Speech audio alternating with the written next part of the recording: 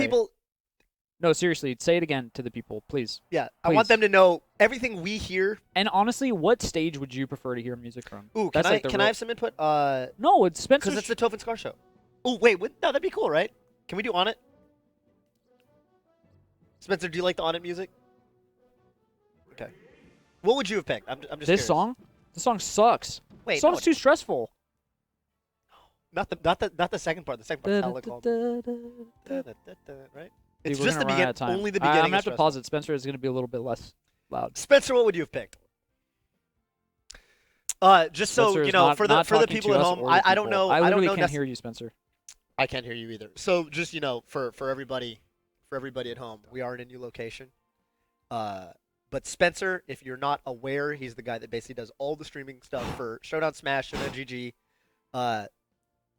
One of the best producers known to man. That's one of the best behind-the-scenes guys known to man. You know, he actually had some assistance today Yeah. from another legendary producer. Oh, yeah. Adam. Contini. Oh, he's just called Adam, dude. Yeah. He's just Adam. He is just Adam. Final Destination 2, Best Music. Which one is that? Adam, you take it easy, man. Thank you so much. We appreciate what you've done for us and for the Smash community. It's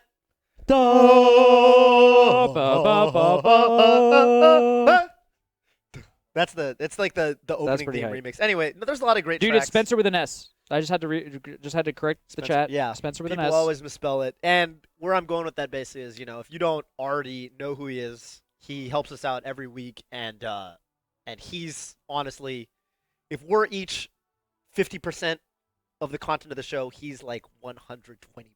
Yeah, that's how math works. Anyway, what are we doing this evening? Can I tell the people, because I already have it all queued up in my head. Sure, yeah, do it. Do you know what I mean? I'm gonna open these chips. Yeah, and yeah. Them and sometimes you just, as a commentator, you know exactly what you want to say. This is one of those moments where I just have Tell them, 'cause I know. loaded up. Yeah. Ready to go. Yeah. Today is a very special Toph and Scar show. Toph just got back from Sweden. DreamHack. Where we had some crazy Super Smash Bros. Melee. And you know what we said? We said, nah, we're not going to do a show. Toph's tired. Spencer has not been confirmed to come. And also my wife, Sophie, was saying she wanted to be on the show, which is a shut it down. Sophie, we're not doing a show today. Sophie, if you're in the chat, my bad. But we had a beautiful question on Twitter. Was what do we think about coaching? What is the future of coaching for Melee? Important topic. And intelligent as the person was and well-meaning as he was, when he tweeted me this question, he expected me to reply via Twitter. And his username was at least 8 characters, leaving me with what, 130? I'm sorry, man. I'm not a magician. I can't fit that rabbit in the Twitter hat. And so I said, Toph, why don't we do a vlog? Why don't we answer this question via vlog? Toph was like, dog, Scar, that is one of your many phenomenal ideas. And thank you so much for all of your contributions to our friendship and to the Smash community over the years. I don't know where we would be without you. I said, Toph, no need for all the flattery. But I agree it's an amazing idea.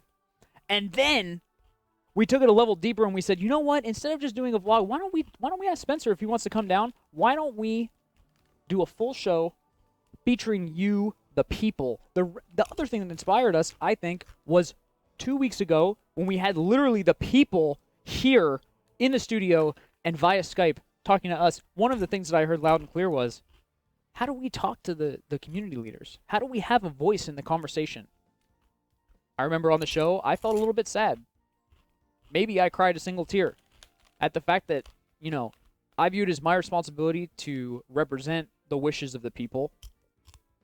I have the chat open right here just to prove my dedication to you, the people. So I'm going to answer some questions here, and we're going to answer some Ask FM questions. I have an Ask FM / Bobby Scar. Toph's is Toph_BBQ. Same as our Twitter. Same as our Twitter. I think that's like a requirement. It is on the overlay, and I saw some things already in the chat that I feel like need to be addressed. So I'm going to start there.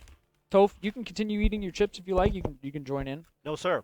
But amazing chips. First, what are you seeing? This is a high-quality stream right now. Thank you. Thank you. We always have high quality streams. Literally every episode was Please high check quality. episode 4. Thank you very with much. SFAT. That was my favorite. The first thing that I noted that I feel that we have to address, this comes up all the time. My good friend PJ Ruskito says, you can't start the Scar and Toph show this late. I have to go to sleep. I'm upset. Well, as it turns out, for some of our viewers in Asia, maybe this is the perfect time for them. That's true. We have to think about everybody. But no, seriously, we do sincerely apologize. No, we do. We do. For our tardiness. It's stressful because, as you can see, we're in a new location. Often, the Twitch office itself is undergoing renovations, and there's always some logistical challenge that just crops up. But no, seriously, I was in DreamHack this past weekend. I met a lot of you guys, and it really motivated me because, a lot of people came up and they were like, hey, we like the show, but like, it sucks because it's at a time that's very inconvenient for European viewers, and to all those of you that applies to, that just that sucks, and doing the best we can. Daniel M says, get Blur on the Scar Toph show. Oh, get Blur on the Scar Toph is Resident Sleeper. That's like 2 thoughts, I think, right? One is get Blur on the show, aka Resident Sleeper. Toph is Resident Sleeper.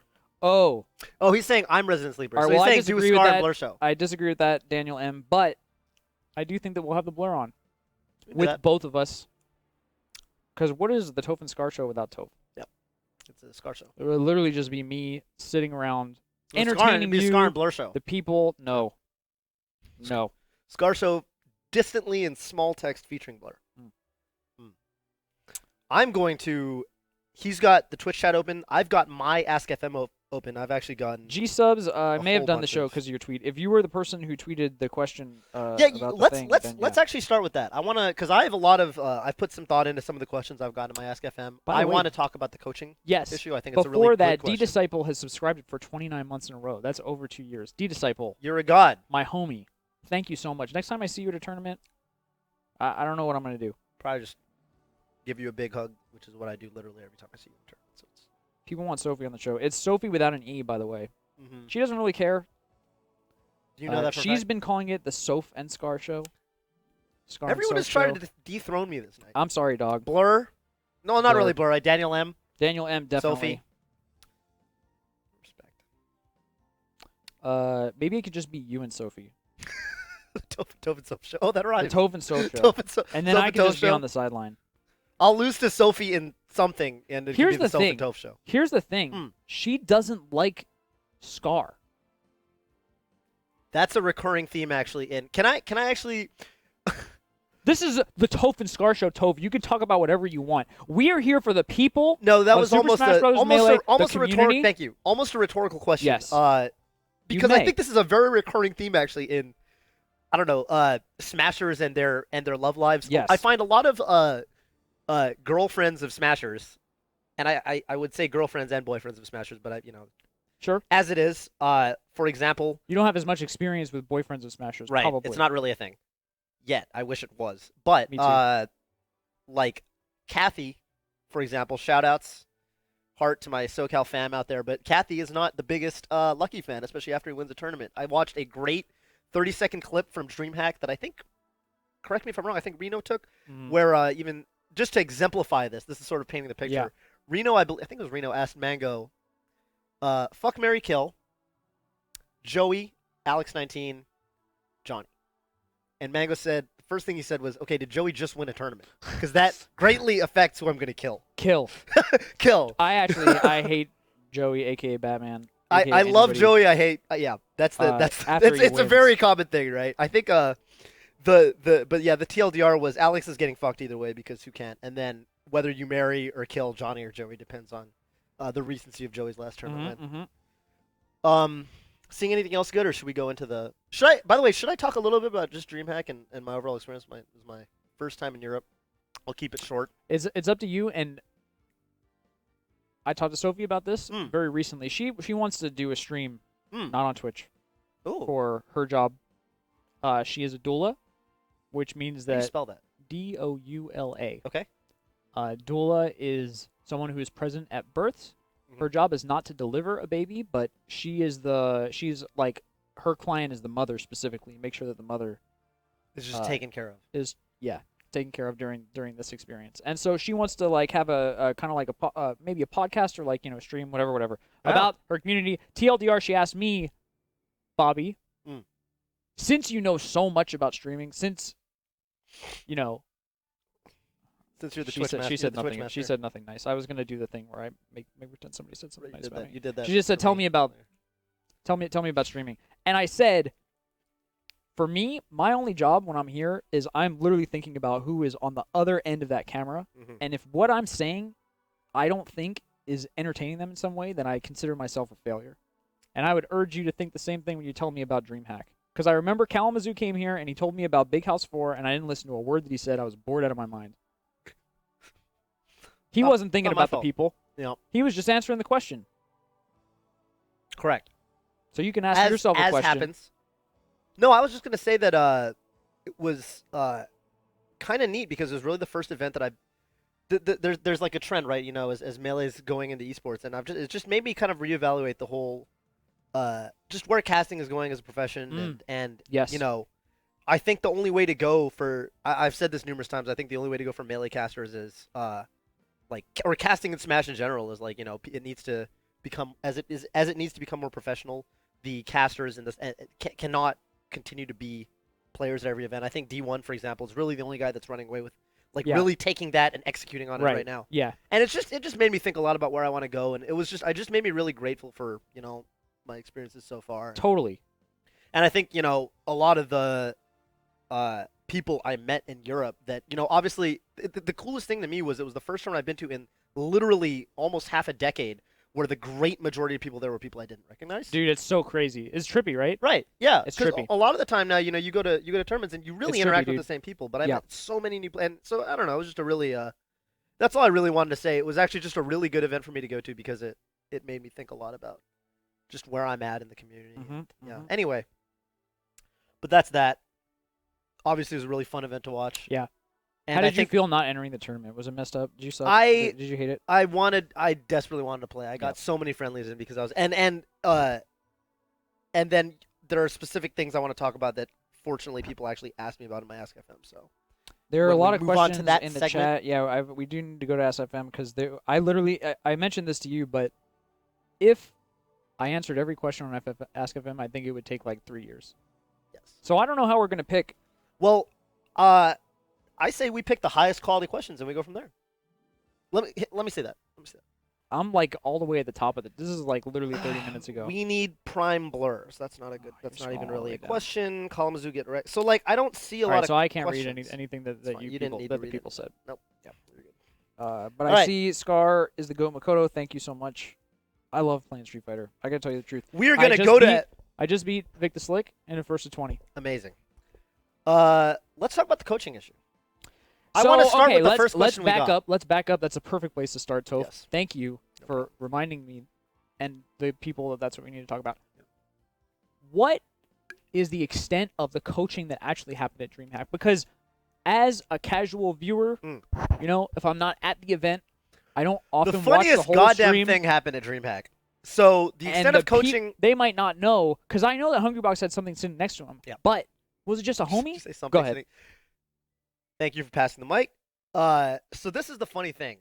We've been to events, particularly like Apex's 2013, 2012, where coaching was way more prominent, and literally every set on the stage, almost, it seemed like there was someone sitting next to their boy, coaching them. DreamHack, the only person that really had that in top 8 was Hungrybox, and the funny thing was, someone. I wanted to call bullshit on it. It's so bad. Please do. So I was, I'm casting with D1 top 8, and someone's like, what do you mean by someone? Literally someone. Like from the stands. No. Will you let me finish? Literally, I make a very lighthearted, casual comment like, I don't know who that is sitting next to HBox. Must be I said it was the Kanye Rest of 2015. Because that's all good it can joke, be, right? because Kanye Rest always following Hungrybox around. Yes. And this guy's cheering when HBox does Puff stuff, and I said, this guy looks like he must be a Puff player. I don't know. Because I assumed he was reasonable assumption. I assumed he was from Europe and not from the United States. And then someone gives the streamer or someone, and we just hear through our headsets or what have you, he's a sports psychologist. And D1 is like, we have just received information that the guy sitting next to Hungrybox is indeed a sports psychologist, and we have a little 10-minute spiel about how it's a very interesting thing now that we have sports psychologists for Melee, Yes. because Very interesting. some of our top players, as you've undoubtedly noticed on Twitter, have fluctuations in their mental state and their emotional state and all that. And I think it would be a really cool just experiment in practice to see how, more rigorous coaching, more rigorous sports psychologists, things like that could benefit our top players. Absolutely. But in the back of my head, I was thinking, there's no fucking way that guy's a sports psychologist. Look at that motherfucker. And then after the tournament, someone tweeted at me, no, that's literally just Captain Crunch from Florida. That's HBox's homie. And I was like, is that literally Captain Crunch? that was literally Captain Crunch. God damn it. That's what I was thinking. I just got so excited because I looked at this guy and I was like, that fool is not a smasher. Oh, did you? I looked at him on the camera. Okay, I only saw him for a moment. Granted, it was when Hungrybox had just won the tournament. Very emotional moment. This is my impression of him winning the tournament. And then there was a dude next to him, and I was like, that is not a smasher. I don't know what it was. I just looked at him, and I just didn't get that vibe.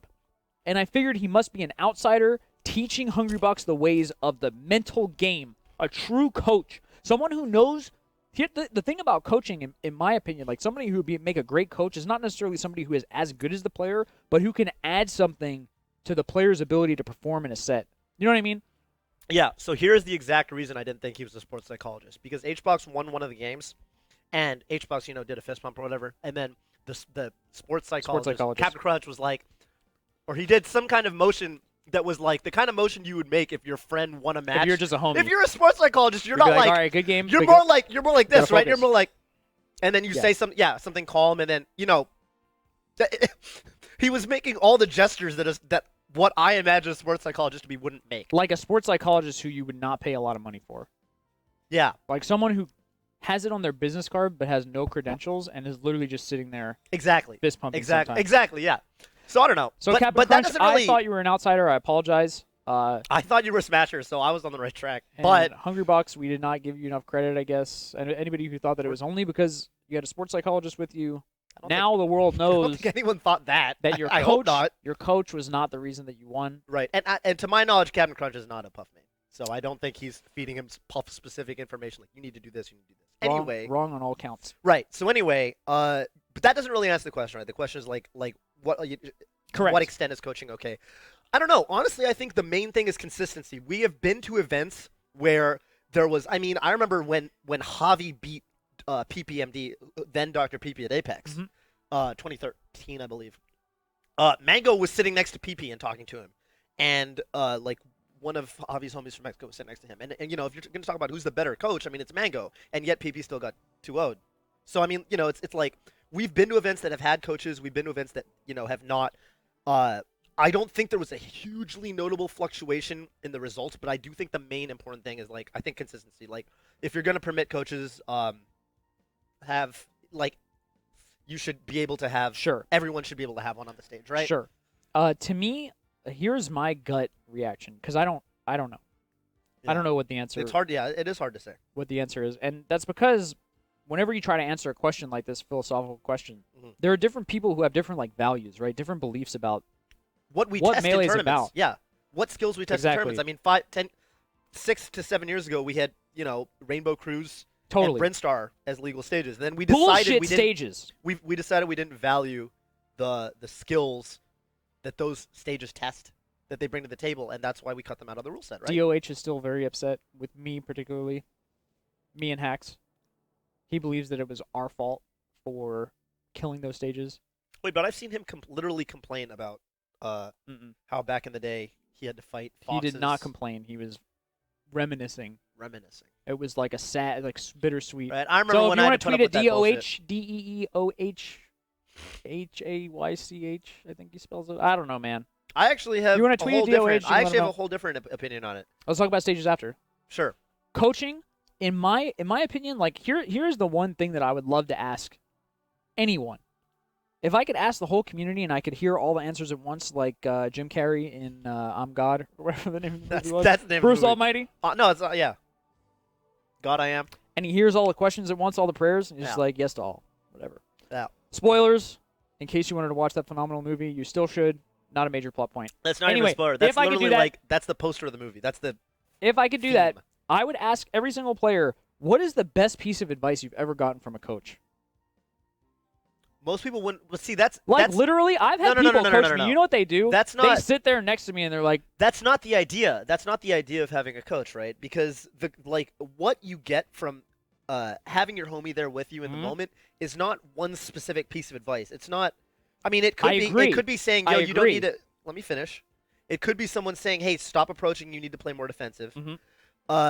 First of all, I don't think people would remember that sort of thing. Usually, Mhm. it's not one specific thing, but I think the main draw often is just like the emotional, like knowing you've got someone that. It's like this abstract thing, right? yes. It's the same thing with players that play better under situations where they're being cheered for, Yes. being jeered. It's just like a different sort of zone, a different sort of atmosphere for the player.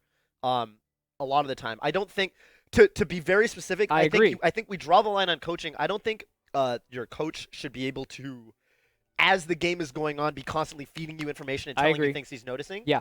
But I think like having someone like tell you something between games like, hey, blah blah blah, do that, and we see this all the time, not just in Smash events. We see it in I've seen it, Street Fighter, everything, right?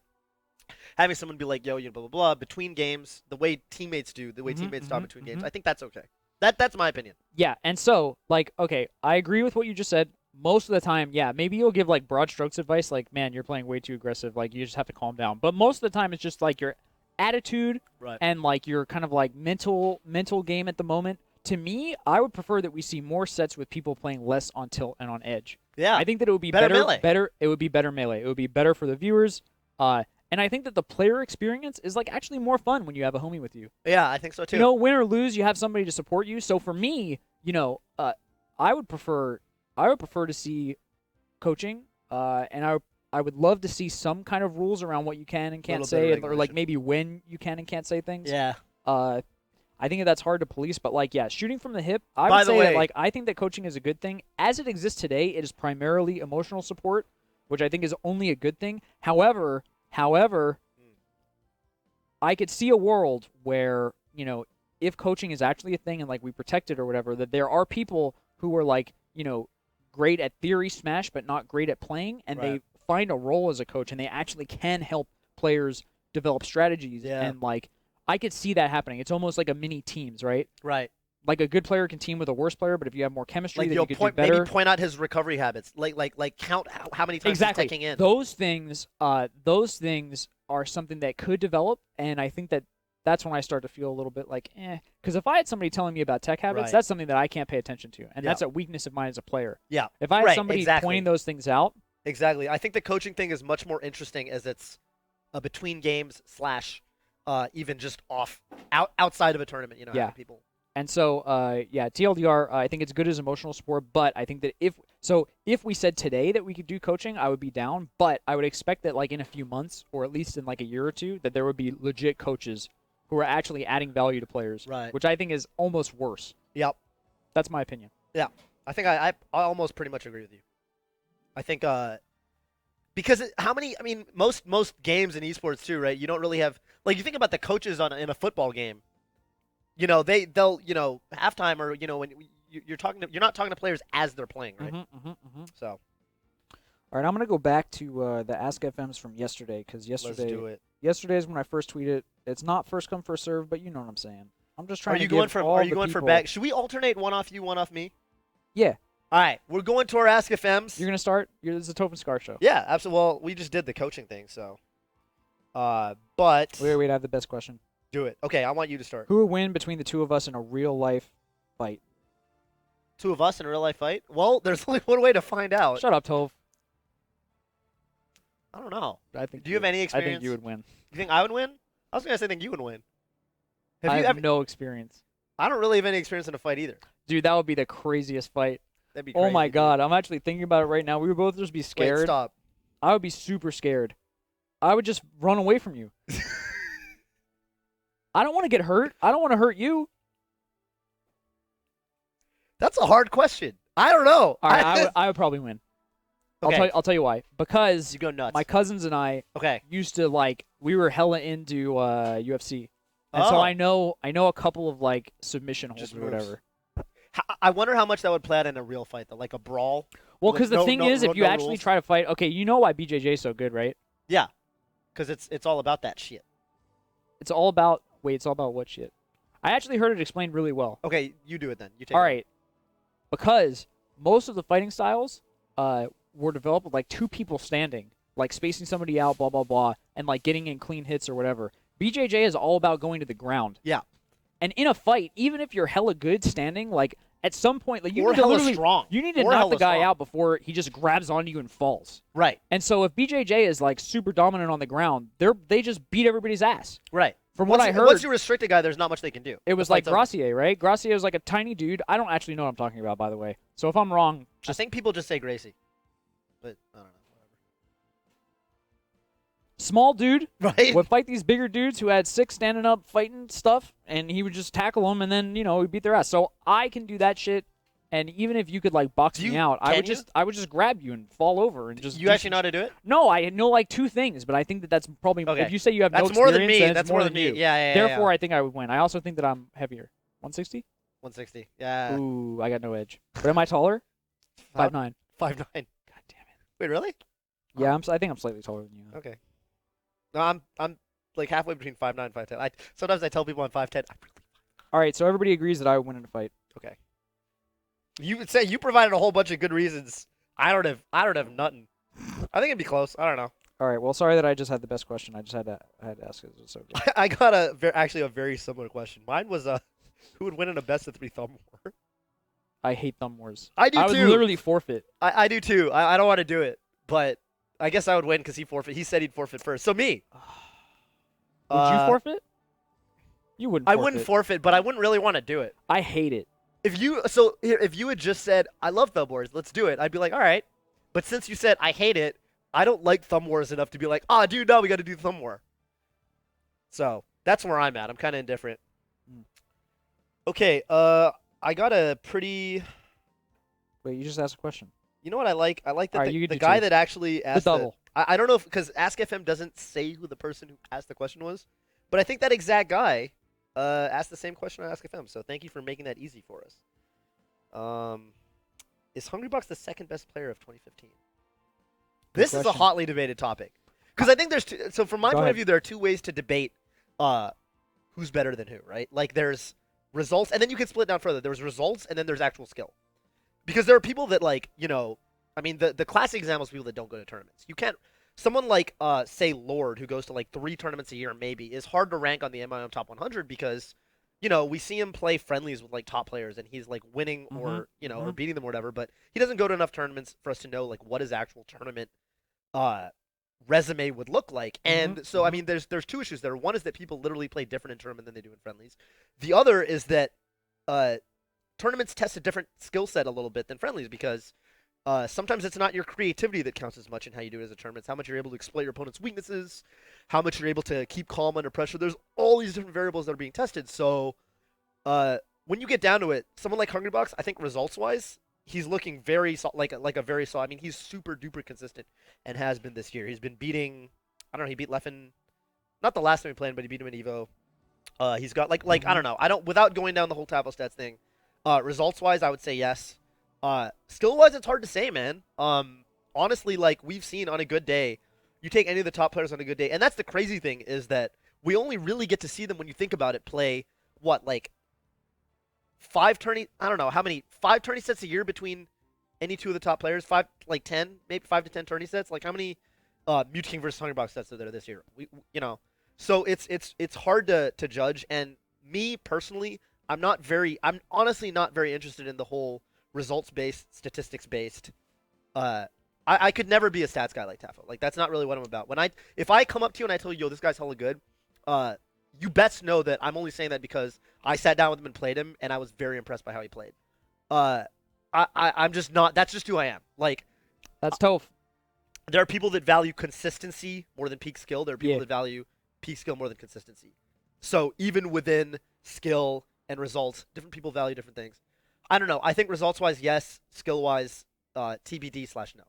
That's my leaning on the matter. Yeah. I think, so for me, it's all about results. I prefer to be objective when it comes to, like, especially because, 2015 is concrete, right? 2015 happened, and the results are the results. And Yeah. like, regardless of who had more skill, like skill is it can quickly become something that's like kind of arbitrary, right? Yeah.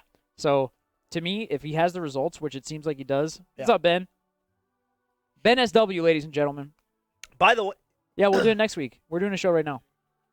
No, me and Toph are just sitting here with headsets, Oh, and yeah. Spencer's here, and we have a melee, and we're talking to each other. Yep. Ben said that's fun. So yeah, I don't know. If he has the results, I'd say yes. by the way, I just want to bring this up because a lot of people don't think about it. Like literally, this kind of thought blows people's minds. Results at different types of tournaments are completely different. You look at Shroomed in region. Shroomed is like third in NorCal. But out of What's the date?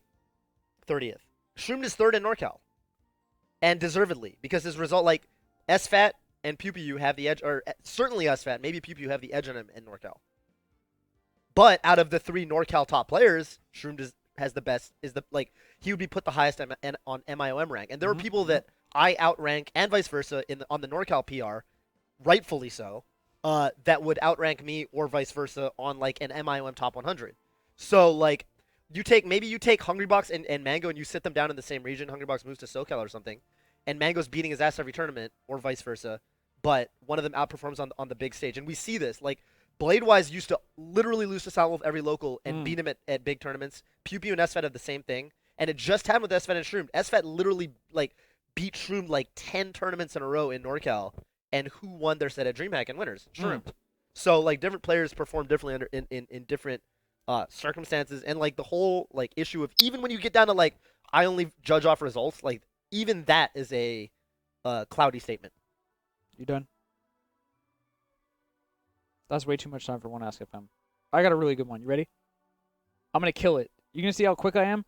The question: what is the best way to make an accurate PR for a very small group of players, about 30 players? I did this at Drexel in the Game Lounge on Chestnut Street in Philadelphia back in the day. We did not do a PR. Rather, we did a challenge system where basically we started with, we knew who the best PR players pools. were. Yeah, you just put people on as unranked, and people have to challenge each other. You have rules, right? I can only challenge, say that you can only challenge the same person once every week, depending on how long you guys have fests, and just have a challenge system. Have all 30 players ranked, and you can challenge other people. If you don't play, or if you don't accept a challenge in a week or two, you get decayed. Just come up with so a it cool doesn't even it's not even based on tournaments. It's based on literally head-to-head only, and you push each other to get better. I know that Toph beats me, but I can beat Atrioc, but Atrioc beats Toph. So if Atrioc just beat Toph, I can opportunistically challenge Atrioc, and I'm at the top of the rankings. The cool thing And is it's fun, This and is it mixes exactly it up. how right. And so I mean That's what you should do, now we have things like Gar PR, which got discontinued because Gar works at YouTube. because Gar's a scrub. Oh, Right. It's because of a different reason? I thought it was because he was a scrub. He got hired at YouTube. Because he's a Same scrub. thing. Scrub. Am I allowed to say that? Yeah. That he's a scrub? Oh, yeah. But like it's the same thing, right? Because True Skill is based off of head-to-head results. Literally, you input brackets. I would say like now that's the best way to do it. If you can set up some sort of True Skill or Elo-based thing, literally you could like fork the Gar PR repo, and it's the same goddamn thing. Like, except you just input results from your local or brackets from your locals, and you're good to go. Same way, it's objective, and it's based on head-to-head. And it's point-based, so why not? Mm-hmm. Next question. There are a lot of these who would wins. Who would win an arm wrestling match, you or Scar? I feel like I should. There's so many of these. You should answer it.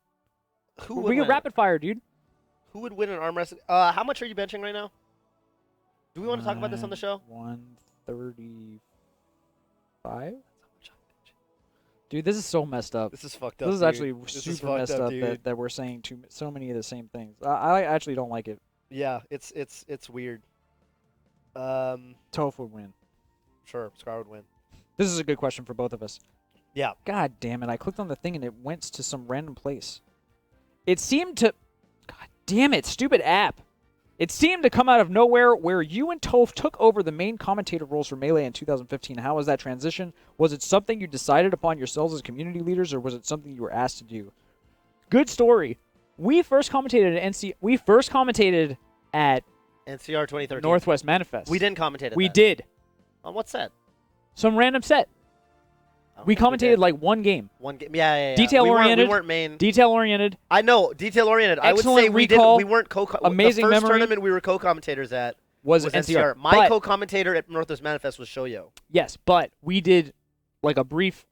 There were like Stint. 4 people on the mic. No, it was I just don't 2 count of it. us. They only had 2 mics.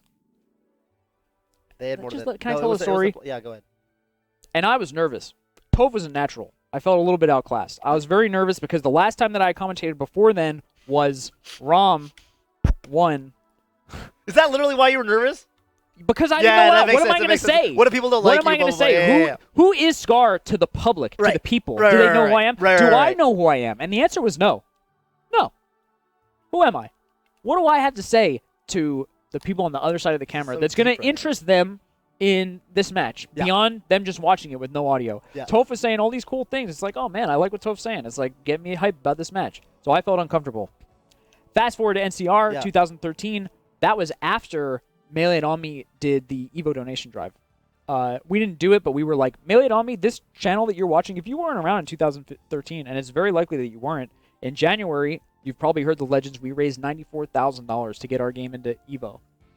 Travis Beauchamp created an amazing documentary, and, the rest is history. Here we are, Yeah. blowing up. And through that process, I think I found my voice, right? That whole process, it was just about like, oh, I love Melee so much. Yeah. I love the game. So when NCR came around, I felt like I had something to add. It was Yeah. like, dude, we're on the road to Evo. We worked our asses off to get here. We're at NCR. This is like a sick, nasty tournament. Not to mention the Spirit Bomb and that whole thing. Well, that was your thing. It was all of us, Toph. So I think it fit. It was No. every single one of us. No, I don't want to hear that. That was you. That was your I your helped- main thing. You literally watched Dragon Ball Z. You literally watched Dragon Ball Z for which is almost like almost put on blast worthy. You watched Dragon Ball Z for the first time so that you could rightfully claim the Spirit Bomb for Melee. NCR. Which to me is commendable, extremely commendable. Thank you so much, Toph. We had a great time. I think that we We had a did. great time commentating. I No. was worried about it, to be honest. I was like, One thing that I think really helped us out was the fact that I think me and Bobby both have the same problem, which is that we both have too much to say, not too little. I mentioned at DreamHack that most people come down. There's like 2 types of commentators, the type that clams up and the type that just won't shut up. And both are really bad. But you start from there and you yeah, figure you have out to tweak. right. So we both started from the same place, which was cool because and also because honestly, we weren't even really good friends at all before we started commentating. It's true. So we almost approached it, I think, as like a little rivalry thing where we both kind of pushed ourselves to get better until we realized oh, we're a really good duo and we're really good friends with each other now. So that worked out really well. As far as our roles in the community and how that all played out, We're not going to answer that part if you don't want. no, I do want to answer it. I mean, it's short. I mean, I feel like for me, it wasn't ever really a big decision. I was never like, man, I want to be a top caster. I just always felt like, for a long time, I felt like I was the only. I felt like, especially at certain tournaments, I was the only person who could bring that particular voice to the table, and I felt like I really had something to add, which is kind of like what he said at Northwest Manifest. So it wasn't about I want to be a top Smash caster. It was I want to chase my potential and see how far I can take this. And that's the only way to go, really, because then you can continue to push yourself, irrespective of what people are saying about it. You can look inwards and be like, this is my goal. This is what I want to do. And I encourage all of you to look at the things you do that way. Don't just look to other people for validation. Set goals for yourself and try to achieve those. So You got one? That was mine. I do. I'm gonna do. While you're talking, I'm looking for questions. I'm listening Yeah, 80% minimum. man. This is actually to me. This is really interesting. Do you want to actually talk about this? Do you want to answer this? Do you have any thoughts? I mean, you pick. No, because the Toph and Scar show. This is a question asked to me, but I feel like you can speak to this more than I can. I don't know if I can. Okay, I don't have a good answer, so I'm not going to do it. Ask the question. What do you think is Mango's issue this year compared to last year? Is it an issue? Really, that's where I'm coming from, right? Right. Because you start with the question. I think it's a valid question. I'm not saying it's a bad question. Right. But it's a leading question. It's making an assumption that Mango has an issue. This year, he won Press Stars. He won something. Press start, and He won Press Start. and Paragon. I think Not I would bad. love to ask Tafo head to head what he's been doing this year and how that compares to say last year. Yeah, I do know Like, that let's he's see been the- doing certain things. Recently he realized very recently, Falco works better for me as a character. He's really been pushing this Falco thing. He stuck it out against West Balls all 3 games. I was so sure he was going to cop out, quote unquote, to Fox. Yeah. So like clearly he's doing things to like push himself. And I remember after the tournament, he wasn't like super bummed about like how he did. He wasn't like, Well, but he did come up to me and he said like, oh, why do I suck right now? So, I don't think he wasn't doing anything in particular last year that made him amazing compared to what he's doing this year. It's nothing like that. The field has gotten stronger. Look at Armada. Yeah. Armada is a absolute monster now compared to where he was last year. Remember Armada last year? He wasn't that big of a threat. He's. You ask anyone on the planet right now. Leffen. And Leffen super Who was Leffen in 2014? Yeah. Right, he was like somebody with potential. Right. There's so many players with potential. And the field. You look at Westball's beat Hungrybox this year. Plup has been beating, Plup and Mango was that's like a legitimate rivalry now. If you look at it definitly is. The field amazing getting better sets, by the way. Yeah, I've loved watching their sets. I did not watch their set at DreamHack. So it was actually one of the most interesting ones because it was PAL, and I was actually super impressed by how both of them handled the transition. So yeah, I mean, I would say that like, I don't really think that he necessarily has an issue. Like I think that when I look at Mango, I don't see this as a guy that is an issue. Yeah, he doesn't seem like washed up or anything like that. He's he's an amazing player, right? He's still an amazing player, and he has those games where he just mauls people. I mean, we watched. We were in the room when Mango and Armada were playing friendlies for like an hour, and like I don't know, those games were super close. It's like it's not like a. That's the other thing too. People do tend to extrapolate from like you see one tournament set, right, and that changes people's perceptions of everything. I mean, when you really get down to it, that's 5 matches. Yeah. I would also love to see like the winners of all the majors this year. Like I think it's mostly Armada and Leffen, but yeah, definitely the year of the a lot of people have won tournaments this year. Yeah, I mean I'm not gonna sit here and say Leffen is an issue because he got 9th at DreamHack, right? Maybe so anyway, I don't know. I don't have a good answer for you. I think that he's trying things, but like so that's like yeah. I don't know. Show. That one was yours. Let me ask one. Do it. Or let me answer one. Oh, I keep having to scroll down because it won't keep me at yesterday. God damn it. All my troubles seem so far away. So I got a quick one. What is your favorite Scarism? Ooh. What can you tell me what you think of Scarism I want to kick it. Yeah, like the people or integrity but like some of those are like Mike Rossisms, right? People's champisms. Can we call them? I don't know. My favorite Scarism, I want to kick it old school. What is a Scarism? Something that you'd say a lot. What do I say a lot? This is actually something that I think is really interesting. Certain like people and commentators are way easier to impersonate than others. No one can do a Toph, is what I've noticed. Yeah, you're pretty hard to do. Do a Toph impression. You can. I could probably do. No, I can't. Not off the cuff. No, not off the cuff. But you could definitely do a Scar impression off the cuff. Even like, you can even exactly, and even compare like D1 to Prague. Like D1 has these catchphrases, kinda, but you know what I'm saying? Like it. You like and I don't know. I think I feel like if I did a D1 in Prague, they would both be mad at me. Cause like for Prague, I would just be super quiet and just say something poetic. What's like one of Prague's catchphrases? It's just like animal cruelty. What was that? No, what? You know what I mean? Is that a thing? Sure, yeah. Call it. And he has like it's not a lisp, but it's like. I can't do his voice. I wish that I could do his voice. I can't do it justice because clearly Prague has a super beautiful voice. But it's like, call it SBCA. Oh, yeah. That fox is getting beat up. Yeah, he'll tell you to call somebody. Like yeah. He'll put someone on the line. I don't know. Favorite Scarism. And then D1, it's just like there are certain little things that he says that I just kind of like find funny. Yeah. One of the things that I think I always crack up at is like, oh, good job by Mango. Where it's like, good job. It's like, good job? Good job. Do you know what I mean? It's like... Stop. Let me back up. Does he say that? Is that a thing? It is? Okay. Good job? Like, is he mowing the lawn? So there's just little things that I would impersonate, but I think that, like, it wouldn't... I don't know. That's super funny. I feel like nobody would find it funny. That's the hard. It's hard to say, Scar, what is your favorite Scarism? Because like if you are you, then you I don't even know what my isms are. I just do what I do. I think my ism. So you're telling me you're going to answer the question about what your favorite Tophism is? When it was my question. No, this is meta and hear me out. This is meta and hear me out.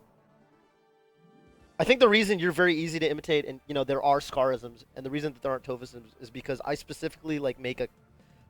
It just kind of happened. I feel like the only thing I really pride myself on in my commentary is my ability to adapt to my co-caster, and that's why when I commentate with you, I'm very. I play along with your shit, and when I commentate with D1, you look at my commentary with D1, and I'm extremely different. And people have told me this. Wife, Brandon, I think you have all told me that I'm arguably the most adaptable commentator. Hella good support. That is the only thing that I'm proud of. Hella good. Right. And that's the only thing I really aim to do. I can do solo commentary, and I think people have enjoyed it when I've done it, which is honestly pretty rare, but like, at locals. Yeah. But yeah, that's why. But that's you, right? You have your like brand that you bring to the table. I'm like a wall. Like a wall? Like you're adaptive, like flexible, and I'm just like. Oh yeah, sure, like a wall. Yeah. I think my favorite me-ism, I like when I can say things with my face. I like when I don't say any words. You'll press people's chat right now. But like you guys literally, like after you beat Hanky Panky, which is exactly. I know that you know what I'm trying to say when I make some faces. Like sometimes Toph will say. We were actually talking about that. I was talking about this with Sophie over Thanksgiving. I don't know why it came up, but it was just like to my like brother and sister-in-law. I was like, you guys know what the faces mean, right? It's like Sophie's being stupid. Sophie's saying something annoying. Right. Yeah. Always the same face. Or like, what else? They're all gonna be negative. They're all gonna be bad. They're mostly negative. Like somebody's talking too much at the dinner table. It's a slightly different face, but I know which one it is, and I know that it communicates the thing right. So there you go. Right. That's my favorite meism. Next question. Let's see, what's a really good one? How good is D1 at melee? Not as good as Oh, me or Toph. I got that same question. Not as good as me or Toph. Not as good as He's okay. He's like could get out of pools kind of guy. Crimson Blur, he was the only commentator at DreamHack that played because he wasn't at first an official commentator. And D1 said, "Yo, how come he gets to commentate and play?" And I said, "Don't worry, because Crimson Blur will be not tied up for the commentary role because he will not be making out of pools." He'll be free. D1 laughed and said, "Why you got to do Blur dirty like that?" And the next day, Blur did not make it out of pools. So, did you really do him dirty? Did I really do him dirty? I think not. D1, there's a question. So I think D1, it makes sense to have him as a commentator. He might make it out of pools. That's the gist. Okay. Who's better, Link or DK? 3, 2, 1, say your answer. DK. Right? DK. Are you kidding me? It's obvious. The best character in the low tier matches or whatever DK. at Smash Summit was DK. And DK, if you remember the few low tier matches that happened, DK was the meta. DK was the Fox of low tier. DK so Mango's Big Mac got wrecked. Mango DK copped out to came out. DK. Wrecked. Done. DK's not a low tier. He's like a DK's so mid-tier. good. He's good. He just has a really hard time with the top tiers. Would you rather have arms and wings or legs and wings? Oh, you got that one too? Oh shit. Wait, no, legs and wing. Wait, are these like Falco wings? I don't know. No, I don't think so. Falco can No, shoot a gun. that's kind of cheating. Falco can't shoot a gun with his wings. That's fucked up, dude. They're like hand wings. Because they're his hand. He's That's just not. his hands. Assume that that's not an option because that's broken. That's OP like wings answer. on your back. Yeah. Wings on your back. Yeah. Can I fly with my wings? If I can fly, what do I need legs for? Yeah, then hands and wings so I can play melee. That's what I'm saying. Hands and wings. Yeah, hands and wings. You look kind of. Oh, whatever. Hands, assuming I can move around. No, you know what? Straight up hands and wings. Because I feel like if you're. I know. Yeah, hands and wings. My exact answer was hands, assuming I can fly and shit. I love it. That is a great. I felt like just adding the profanity at the end just gave it a little bit of spice. Yeah. Lunar asks, I think this is an interesting one because I think there's a lot of people getting in the field. As a software engineer, how do you say your experience in Smash have benefited you in your career? Any advice for a sophomore CS major? Yeah, I think that's the cool thing is that, and honestly, one of the things I find the most inspiring about Smash is like 5 years ago, it's this game that, the classic, the game you play in your basement or at a card shop or something, and now there's like legitimate professions that are being able to, Smash obviously is part of the reason I work at Twitch, I would say. Part of the reason I was interested at Twitch in the first place. No, it's a growing field, and without getting too deep, you can hit me up or whatever for actual specific CS questions. That was actually so sick what you just did. You get what? You basically, suggested. I was about to be rude. I was know. about to roll my eyes and be like, boring. But you sensed it before I could do it. You actually beat me to the punch, and you said, you can just hit me up in person if you want to talk about this more. I'm not going to take up the time of all of the good people in the chat. Thousands of people watching us. Spencer, how many people are watching? Spencer, why haven't you talked to us? That's what I'm saying. That's why at the Last start time- when he was like, only you guys can hear us, I was like, no, I want everyone to be able to hear you. You're 'Cause like hanging out with Brandon and Phil I want in the you to be part of the Phil and Waffle experience. show? Yeah, how come where is I he? don't understand, man. Mostly because this mixer is so far away. Oh, that's a big mixer. It's a beautiful PreSonus digital mixer. Has 24 channels of input. Pretty cool. That is really cool. It's digital, so it has a built-in compressor and shit. How many people are watching? You have 1374 right now. Shout outs to the 1374. And thank you so much for watching. If you could do us a favor, please head on over to social media and tweet out that you're watching the Toph and Scar show featuring Toph and Scar, where we are answering your questions on Ask FM, and we'll probably start answering questions in the chat at some point as well. Here's a quick one for both of us. X or Y? Why? Why? Doesn't matter. I actually had a Ask FM question that said, why? Like, how many top players don't use Y to jump? My guess is very few. Doesn't really matter. You know, HBox doesn't use the C stick at all. It's like, literally, a lot of new players are messed like, up, hey, dude. what control scheme should I use? And literally the question is always, if you can do what needs to be done, it does not matter. But I do, like, if I were starting, somebody Oh, were starting, true. they asked me, I would say, please use Y. Yeah, use Because Y. try to press X and right on the C stick. Try to do a short hop. Yeah, you Ru- gotta you know, move fast. But right on the C stick But you move. can do it. Like It- you're not limiting yourself I think it hurts. greatly. Anyway, what else? Oh, and additionally, we need to do a shout out. Spencer, I don't know if we have the technology for this. If you could mute the Melee music and give us that dope fire track From the that beginning. we heard at the beginning.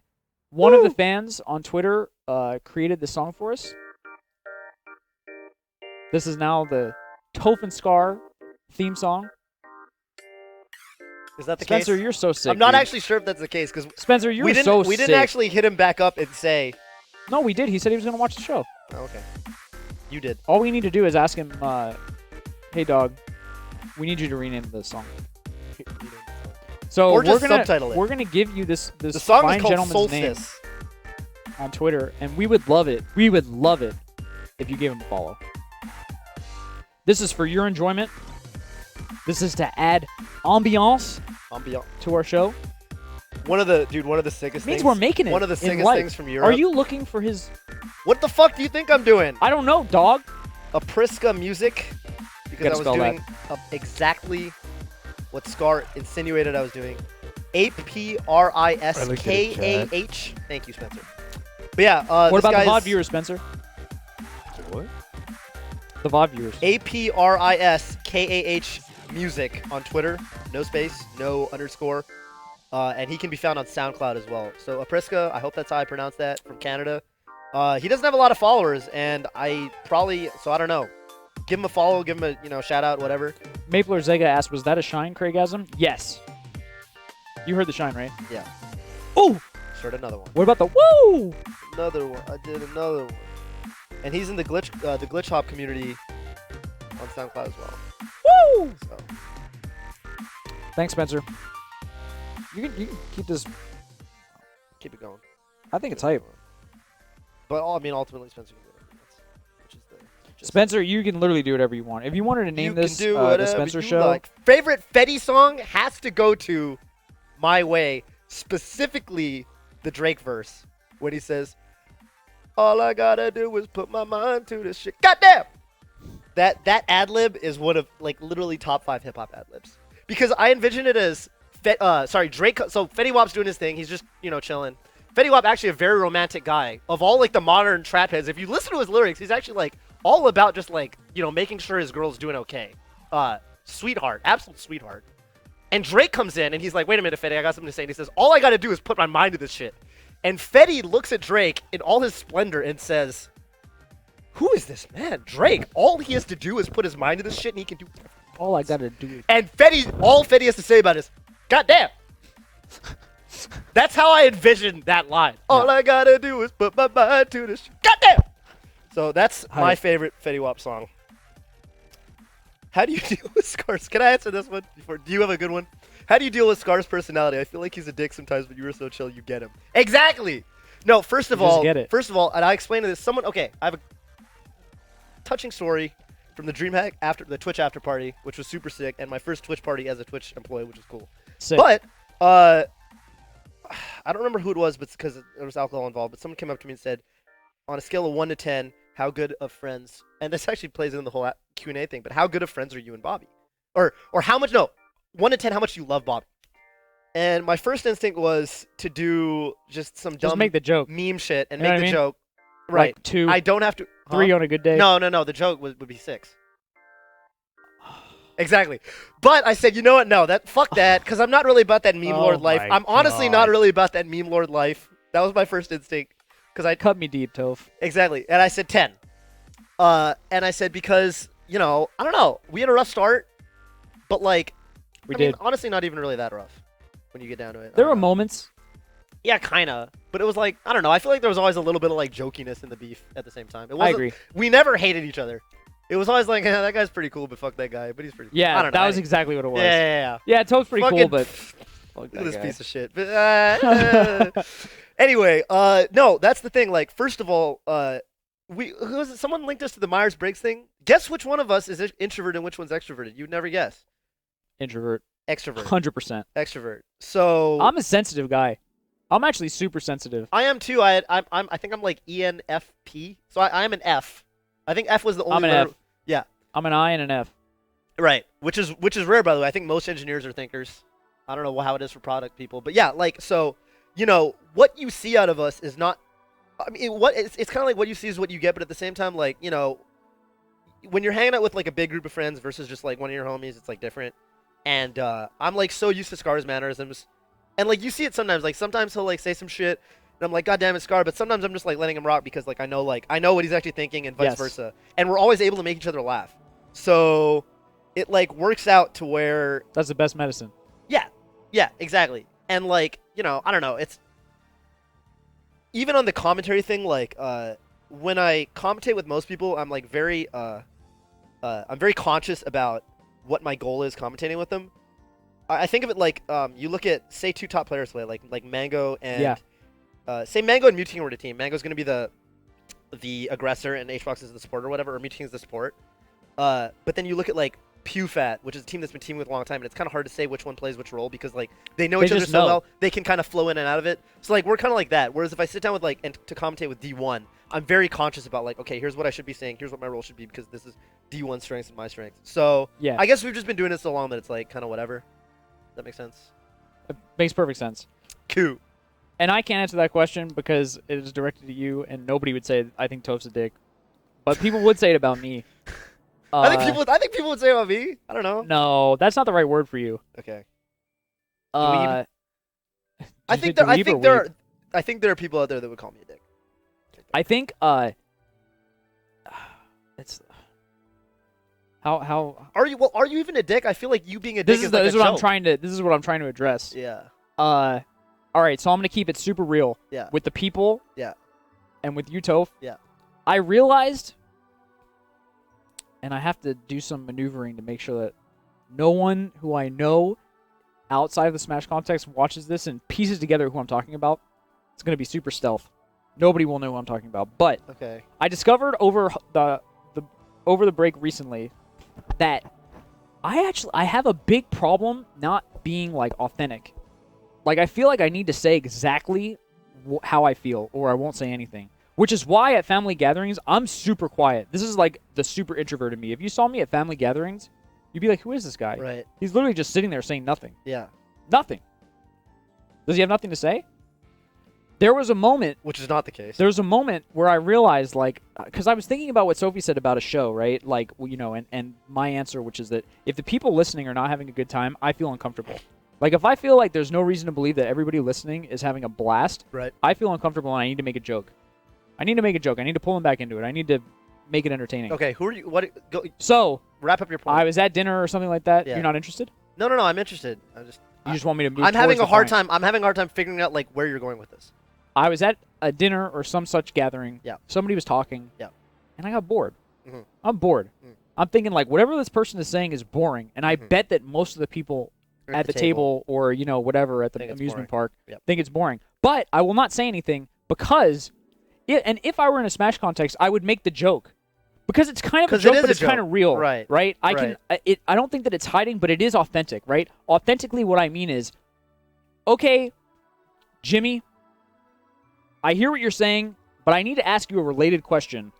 Tell me about this thing. Right. And it would be like obvious that I was bored of what they were saying and I was just cutting them off and changing the topic. Right. But like in real life, you have to do this dance where it's like, Jimmy, that's so interesting. That reminds me of this other thing that happened. Right. I can't do that. I can't do it. I can't do it. Does that make me a dick? In Asian countries, yes. Go ahead. In Asian countries, like if you were literally like that in Japan, people would hate you. I don't know. I originally, can't hate me, I dude. literally realized at a point when I was living in Japan that I actually thought it was kind of cool. People got so good at doing that exact dance you were talking about that it was almost an art. It actually was almost It is an art. I started respecting it. I was like, yo, like, yeah, you're being fake or whatever, but like it's almost cool.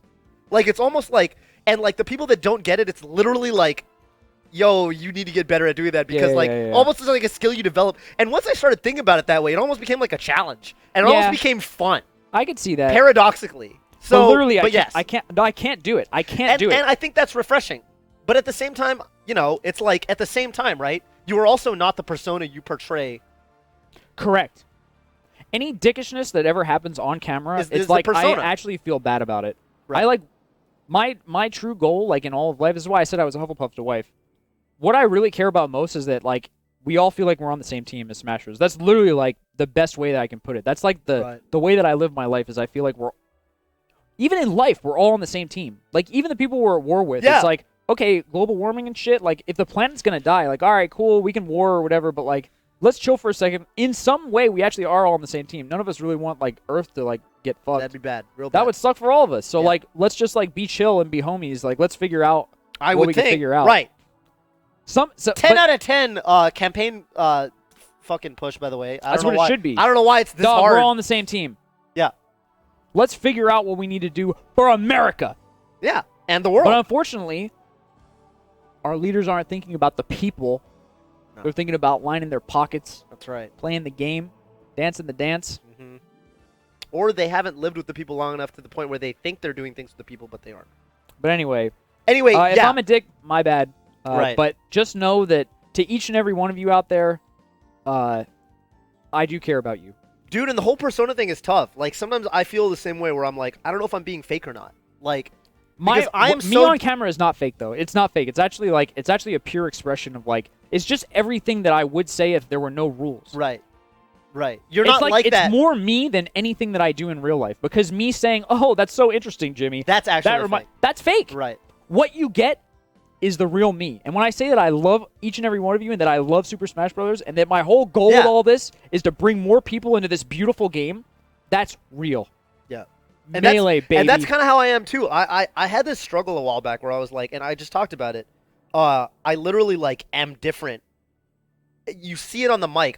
I'm so different based on who I'm with. I commentate differently based on my co-caster. If I hang out with you, if I know you really well, I almost, like, tweak my... I have a bunch of reasons why I think I'm this way. I grew up in Singapore. I literally grew up when I was 3 years old. I spoke with 2 accents based on who I was talking to, American English and Singlish, because I really want to be like my dad, who was white and from America, but everyone else spoke with a Singaporean accent. So I actually have. So I'm really good at doing accents. I'm really good at, like, if you hear me speak Chinese, my pronunciation's really good, even though my Chinese sucks, etc. And so I'm really good at, like, adapting who I am based on who I'm with. And for a while, it actually started weighing on me. I'm like, am I fake? Like, am I fucking to the point where, like, am I so different with different people that I don't even know who I am anymore? But what I realize is, like, that's a strength that I have, and, like, being able to, like, figure out what it is that makes someone tick is, like, something that I do that sometimes I feel like other people can't do. Hype. And I don't know. So yeah, it's like an it is and it isn't kind of thing. Next question. You have a good one, or I got a good one. There was a great thread on Reddit not long ago on what characters the top players think could win a major. What's your list of characters who could win a major? I'm gonna go to the character select screen, we'll just. I'm gonna help by pressing start. Thanks, man. Yep. We'll hover over the characters and announce them and say, could they win? No. Win a major? No. No. No. No. No. No. No. Yes. Yes. No. No. No. No. No. Yes. What player do you think could play Falcon and win a major? Not. It's not about players. Wait. No. The question is, can the character? Okay. In what world? Tell me the world that we live in where Falcon wins a major. There's a. Just tell me so like you what know it looks Armada? like. Yeah. Let me thought experiment. Imagine a world without Armada, and then go hover over Peach. No. In an Armada-less world, absolutely not. The best Peach is now MacD, and he's much worse because Armada never showed him all that shit. Okay, I do agree with what you're saying. First, I have to acknowledge that I agree with what you just said. Let me just ask the question though, like, when you think about Peach, she's got some technology. We don't know. Dude, that was not a. that shit. You know what I'm saying? Like flow cancel is hella Right, good, right. dog. She Imagine, got a projectile. Okay, imagine a Falcon. She can fly. Imagine a Falcon that I don't know. Just tell. Yeah, this is my question. What can this? Super duper crispy and has the reads. Even Wizrobe versus Armada, which was a blowout at DreamHack, and Armada fucked Wizrobe up. Game 3, Wizrobe like extremely cleanly 3-stocked Armada. I would love to know if there's a reads-based character who like wins majors in other games. Fighting games. I don't know. Look at Snake Eyes. He gets hella off his reads though, dog. He Yeah. gets hella. Yeah, but I mean, And there's option selects in that game. Like you can kind of like rock paper scissors, but do a better one. Falcon has stuff like that. Like I can imagine a Falcon that like so you take some of the 20 GX stuff where I don't know knee tech in place regrab or like down smash to cover multiple options, side B to cover multiple options plus reads. I don't know. To me, Falcon is definitely on that cusp, and in my personal tier list, he's like even with Peach. So if I'm saying yes to Peach, I have to say yes to Falcon. That's my TLDR. I dig it. For me, like the way that I would answer that question, because you're imagining a different world. I'm imagining the current world. Like there's fair too. To me, it's like the players who are the top players right now. Like they're so good at the game, and so like if anybody who played Falcon, like it's like the only reason.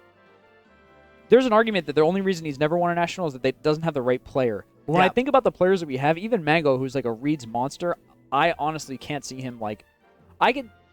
I don't know if I could see him winning a major with Falcon, like, ever. Fair. Ganondorf, no. No. Even though he technically did, but no. Link, no, obviously. Sheik is hella good. Zelda's not. So yes and no. Ooh. She's got so many bad matchups, dog. Yo, but can I say some great? Go ahead, dog. Pal. Yes. You think Pal Samus is sick? People think that Pal Samus is sick.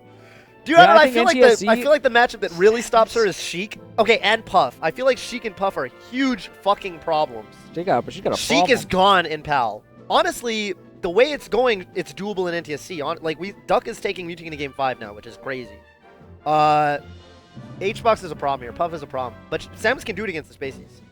Yeah, you know what? I'm going to say yes. I'm a big believer in I think that's a big play. Yeah. Sure. Yeah. And plus, it's like, it's like who could win a major? It's like not a... It's not like you have to be the best player in the world or whatever. It's like you just have to win a major. We had 2 Samus in top 8. I mean, shit. 2 characters from now, because we're going to say no on Kirby. You want to do it? You want to just move left? Dude, because this is a segue. I don't know if Falcon... Because if I say no to Samus, or if I say yes to Samus, I don't know that Samus is a better all-around character than Falcon. Like, yeah. Does she have better matchups for Spaceys? Like, honestly, I think she does. It's hard to say. I think it's just more consistent. Like, the problem I have with Falcon Definitely is, like, I think he's a better character, but he's less consistent. Yeah. I'm just going to have to say no for Samus. Okay. Kirby, no, obviously. Climbers, even yeah, Climbers. I think so. I say yes. We had fucking, this is a funny one to me because I say, so I did that whole theoretical spiel on Falcon. I say theoretically no. But Evo 2013, why did I say 15? Evo 2013, Wobbles beat everyone, got to second, and he fought Mango in winners. All he had to do was beat a Fox. If you remember, he beat Mango the previous day, so if Mango was still playing like he did on Saturday, Wobbles would have won a major against literally every top player. Yeah. So then yes, I say Climbers, by yes, like definition. For sure. Yeah. I think with wobbling, it's just like it can happen. That's why, by the way, that's why win a major is dubious. It's like, it ties to this whole, like, what are we talking about? Theoretical, results, skill, what? Yeah. Anyway. No. Yes, yes. Fox, Falco, yes. Fox, Falco Roy, pretty no. good. Marth, yes. No, Game Watch, no. Mewtwo, no. Puff, yes. Pikachu. The last interesting one, because Pichu's going to be a no. Pichu, no. So Pikachu! Yes. I say yes. Straight up yes. What is Pikachu? Yes. Who stops Pikachu? Who stops Pikachu in his or her tracks? Exactly. Not the Spaceys. I mean, it used to be Sheik. Sheik not was anymore. like the answer. Yeah, but I don't know. I don't think so anymore. Certainly not Marth. Pikachu, like... I guess yes, honestly. Like, what? I'll give it to him. I'll give it to Pika. So, you know... What characters make the best sounds? Young Link, maybe? Yeah, we're going to have a Young Link mirror going on in the back. Oh, that's what you meant by sounds. Nah, this has to happen. Alright. Why? It's just the way it has to go, Toph. You're right. It is. Oh, I wish we had Saria's song. I'm gonna do. Let's do a couple rapid fire quick ones. You want to just go through and do some of the easy quick ones? When did we start? 8? It's only been an hour, dude. Yeah, about. It's been like you want to no do some time. quick ones? Let's alternate quick ones. 2 quick ones. From 1 to America. How free are you Friday night? America. Wait. Yeah, America. 1. I have Street Fighter training with Crackfiend. Crackfiend, the name of a player. He did not name himself. He was named Crackfiend by John Choi. Right. Right. Anthony Wynn, amazing guy. Amazing guy. If he beats you really badly, do you go back to being free on Friday night? No. That was just a... Oh, yeah. Okay. Yeah, sure. Yep. All right. Good shit. I hope you guys appreciated that. Good Anyway, shit, Toph. you do one. Quick ones. We're doing. I want to. I thought you were going to do 2. Oh no. We let's alternate and because we have a lot of questions. Let's clear out some of the quick ones, then we go back to focusing on the rich ones. Specific reason you chose Falcon. The true answer is I played Ganondorf. I mained Ganondorf my whole life, and my buddy, Gravy, not that Gravy, Yeah. told me, hey, play Falcon. He's Ganon but better. And I said, okay. There's so many Ganons that just switched to Falcon. I'm like, why? Because he's Ganon but better. He is Ganon better. But Next. the funny thing is, they all go, oh man, Sheik, Fox, and Falco give me so much trouble. I'm a switch to Falcon. Anyway, you see why that doesn't make sense, right? Can you twerk? No. What are your thoughts on the people who say Marth is the best character in the game? They're on something. Best anime, Ping Pong, IMO, easy peasy. One Punch Man is godlike right now. It is. So good. I would say Neon Genesis Evangelion is the greatest anime of all time. And I say that... Listen, I literally asked you like 3 days ago, hey man, I don't have any anime to watch. No, I'm kind of check it feeling out. like watching Check it out. anime. Please recommend one. Are you going to make me qualify the statement? Yeah. Greatest. I chose the word greatest on purpose. It's not for everyone. It's very, very heavy. Very deep subject matter. But it like... It's the kind of show that gets better on rewatches. It like literally inspired hundreds, if not thousands, of series, including American stuff, including video games, and So it's like greatest, but maybe not the one that you would recommend. like yeah, to everyone. Alright, cool. Like at the time, Cool. you know what I'm talking about. I think everybody knows what you're talking about. yeah. Literally every. Do you ever think you're a cool guy or something because you are? The same one? Thank you. No, like I don't think I'm a cool guy either. it's but that's thank really you. hard to answer because like Also, honestly, wait, it's also is it even a question? yeah. Oh yeah. Yeah, I don't wake up and think, man, I'm such a cool guy. But But I guess if the question is, do you ever like? Sometimes I'll watch something that I said and I'll be like, oh damn, that was funny. Yeah, there are times that I think I'm a cool guy. The one I watched something recently. I watched Excellent Adventures as the first episode with me. And Mike asked me a question every time that I had the stick. I'm trying to play and concentrate. Every time I got the stick, he asked me a question. And if you go back and you watch, there was a moment where I scarred him. I yelled at him. I was like, Mike, why do you ask me a question every single time I get the stick? Can't you just wait? There were just 2 sets that you guys just played. You didn't ask me a thing. Now I got the stick. You want to ask me something? Right. I laughed at it because I looked at his face right before I said it, and he knew. He had the W on his lips. He was about to ask me, like, what do you think? And just before he could even get the W sound out, I yelled at him. A lot of questions start with W. So I watched it again, and I was like, damn, I literally counter hit his question. Yeah. Yes. Yeah, you stuffed it.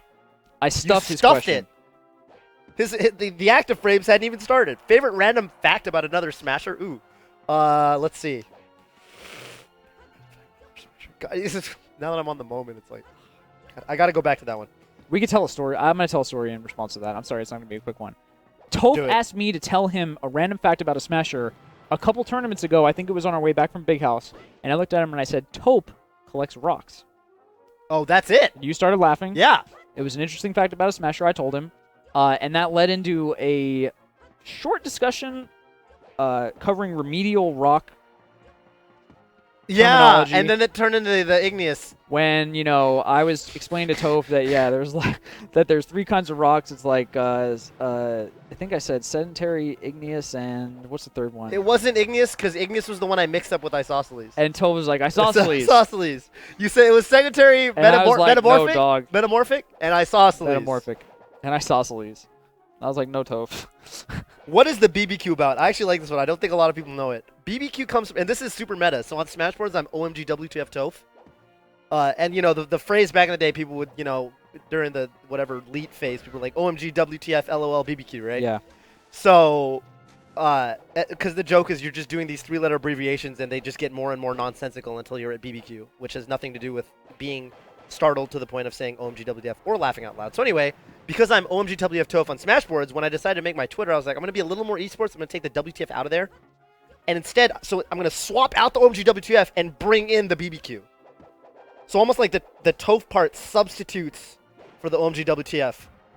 So I am the OMG WTF, and then there's a BBQ after. Yeah.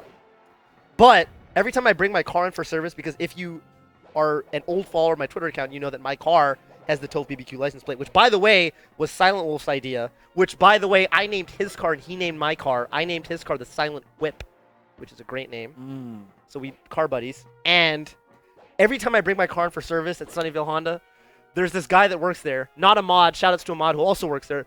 He comes up and he gets your car and he's like, oh, your last check was blah, blah, and he looks at your checks or whatever, figures out what all needs to be done. This guy is apparently a big BBQ fanatic.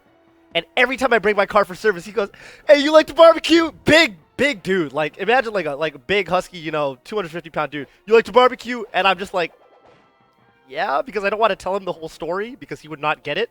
And he just goes off for 10 minutes on barbecuing, like, technology. He's like, are you going... They're barbecuing events. And he's like, are you going to this?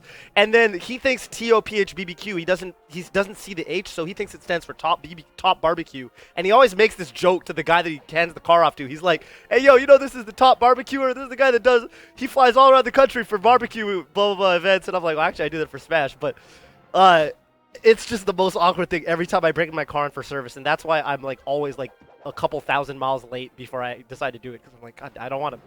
It's just awkward every time, and eventually I'm just gonna have to tell him I don't actually barbecue at all. But it's Who's in charge of uploading the Scar and Toph show Me. to YouTube? Toph. Yeah, we know that we've missed a bunch of them. Sorry. we're working on a solution. I actually only really missed one, but I missed it by a lot, and it's the most recent one, so it's the one people remember. But if you remember the last couple episodes before that, I did it the day after. I answered 2 quick ones just now. Any idea who you're going to play in Street Fighter V? Probably Ryu, unless there's like a way more badass character. If I play Street Fighter V, which I want to at least kind of like dabble, I'll probably start with Ryu, learn fundamentals, and then go from there. But that said, I don't know. Rashid looks cool. And you play Ibuki in 4, right? I play Ibuki in 4. Lamo. Will I get 5th at Genesis 3? Like, literally no, right? There's Literally neither of us are There's getting like 5th at literally Genesis 3. no fucking chance. Because even at Genesis 1, you didn't really fight any of the... You kind of, like, fought...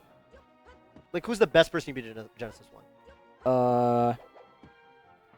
Who's the best person that I beat at Genesis 1? Well, I mean, come on, dog. I beat Taj, who got, like, 3rd at Genesis 2. Yeah, I know. I beat Lamb Chops, who, like, at the time was amazing. What I'm saying is you didn't beat a Mango or a Mewtwo King, and these days... No, but I only lost to Mango and Hungry Box. But these days, if you want to be realistic, the only way to get 5th is to beat, like, one or two of those players. Yeah. So, like, if the bracket is... No. Even if the bracket is super generous to me, no. Right. No. Right. No. Will I beat Shroomed? No. Will I beat Axe? No. Will I beat Johnny? No. Will I beat Lovage? Probably not. I'm getting sad now. Can we stop? Come on, dude. Yes! No, there's no fucking way. Bobby is getting 5th because they're not going to play it out. I only make that joke because they did play it out. I don't think they are going to play it out. He's going to get 5th. End of story. Who's the biggest buster of 2015? The Smash are everywhere. Make it Smash. Make it Smash? People care more about Smash than everything else. Ashcon. Yes, I agree. Have you ever I agree. Have you ever at a point I where agree. you were like, this game is messing my career or life? And did you just say fuck it? I think the answer for Bobby's yes. Right? Hell yeah.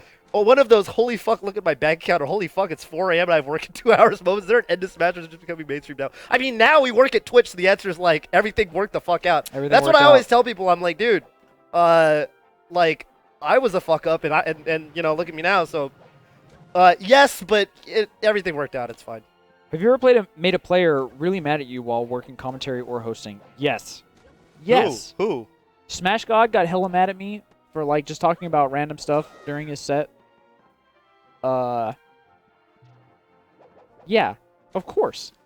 How many people do you think watched me commentate their pools match and were like, I hate this motherfucker, and never told me about it? Come on. Yes. For me, no. I don't know. It's probably Oh, yes. gosh, yes. Both People of us have irritated. Our co-caster? The question was, Or a like, have you ever streamer. made somebody hate you, right? Oh, for then yeah, anything like- that you've said. Like, come on. Yes, of course. Like some Probably what I'm saying right now, somebody hates me. right. Shut up, Scar. I probably made Gimmer certainly won. I got some anime questions. I literally got Rei or Asuka, and then 30 seconds before that, I got Asuka or Rei. Ooh. Which I is say Asuka, not knowing either of these gentlemen. good taste. I also say Asuka. And the funny thing is, Rei fans tend to get way more mad than Asuka fans do when you say the opposite. So Kind That of like was real- Ladandis versus Falcon Means. Ladandis gets way more Free- upset about it. is that even true? Yeah, I'm not sure that's true. it is true. Who is objectively... Here are two more questions that actually tie to each other. Who's your anime waifu, and who is objectively the best girl in the Monogatari series? These are the same answer. Mm. So I'm going to kill two birds with one stone, just like I just did with Rare Asuka, and say... Kanbaru Suruga. I know none of you guys expected that. Way left field. I'm a man of exquisite taste. Don't ever come at me about waifus. I literally don't know what you're talking about. I know. It's fine. How did you get so good at Street Fighter so quickly? What are the basic guidelines? I don't think it was that quick, to be honest. Like, and I honestly, dude, I think that like maybe, like I've been watching a lot of Makoto matches. I like don't think that the players are like that good. Mm-hmm. I don't know, man. I think like I just picked a character that not very many people are good with, so like people think that I'm good. So I don't think that I'm that good. I watched so many matches when I started out, and I had such amazing players like show me the ropes. So I Yeah. think like Having I good put training in, partners is huge. I put in a ton of hard work. I already knew how to get better at a game. Like I think it's like you start with tech skill. And in Melee, you have to start with tech skill, dog. You have to start with tech skill. So at the point when I said I'm ready to play, I'm like fucking amazing at execution in Street Fighter. And I think it's just because the bar in Melee is so high. So if you go from Melee to Street Fighter, execution, like you're just going to be so good by the time you think that you're ready. Exactly. Uh, Yeah, we can both answer this one, by the way. L or Kira? Come on. L. Stupid question. Stupid question. If you watched the exhibition set from Big House 5, you would know that answer. Erides. It is. What'd you say? Erides. Your Japanese is getting a lot better. Yeah, well. Who would win to fight Gimmer or Scar? Literally Scar. Ooh, Wait. Gimmer scares the shit out of me, dude. Yeah, but he's like scary in a like a. Gimmer scares But me he's hella right, bad. but he's scary in like a serial killer kind of way, to where he might have a knife, Maybe. which is not what we're counting. Someone asked me, how does it feel to be the one that only the amazing people's champ? So, I've answered this question before. To me, that title is something that is given to me by the people. Right. And even if the good people turned around and said, you know what? Who's Scar? Right. We don't care about Scar. Yeah. Batman is the people's champ. Something that, I wouldn't get behind that. I don't Right. agree with Batman. Or being the Mike Ross. Or, but I wouldn't take that personally. Number one, I respect your opinion. And as number you're a two, person. I wouldn't change what I do. What I do is for the people. Right. And that's because, like I said before, what I care about is all of us feeling like we're a part of something bigger. I want to represent each and every individual who has a different perspective, let their voice be heard, and try and, you know what I mean? Try and take all these different perspectives and pull them in. That's what I do. And if you consider me someone who represents you, then I feel honored. It's my honor.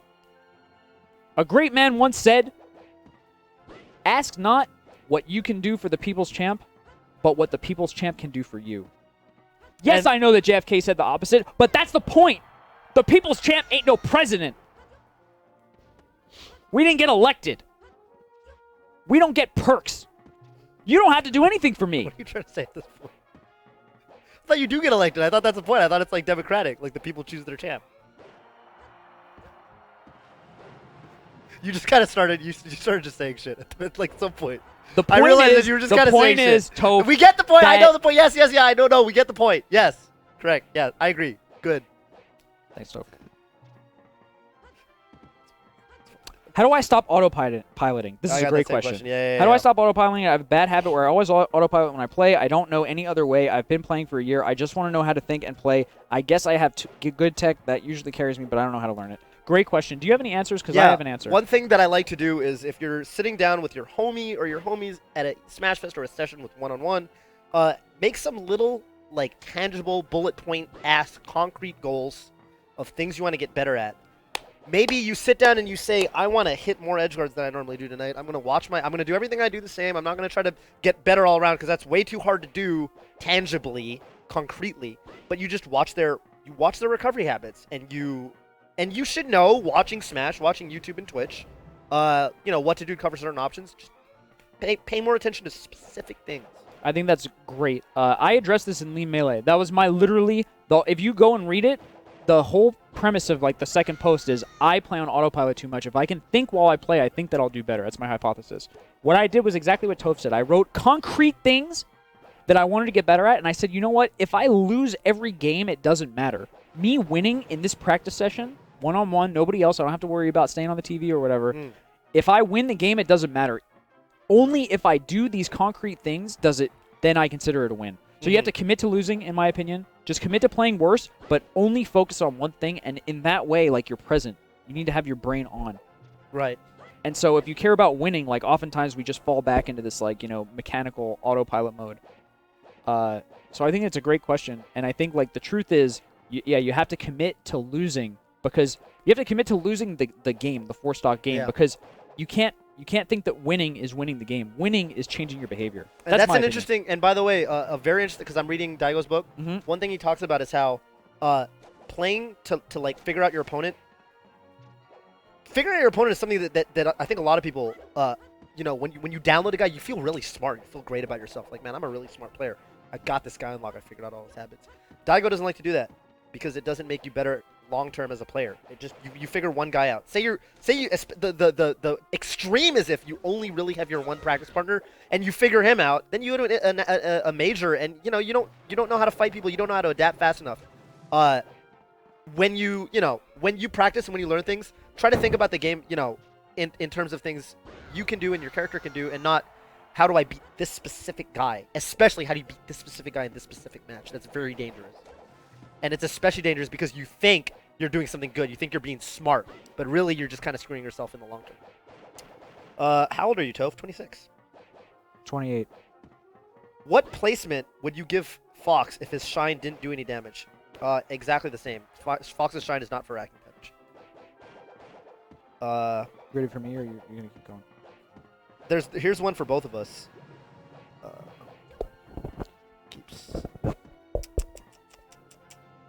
What's your favorite move in Melee?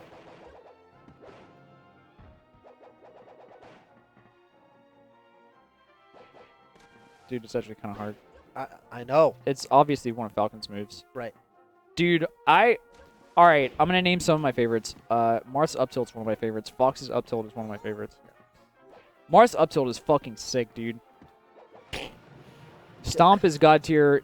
Knee is god tier. Yep. Down smash is god tier. Up smash is god tier. Dude, Falco's forward.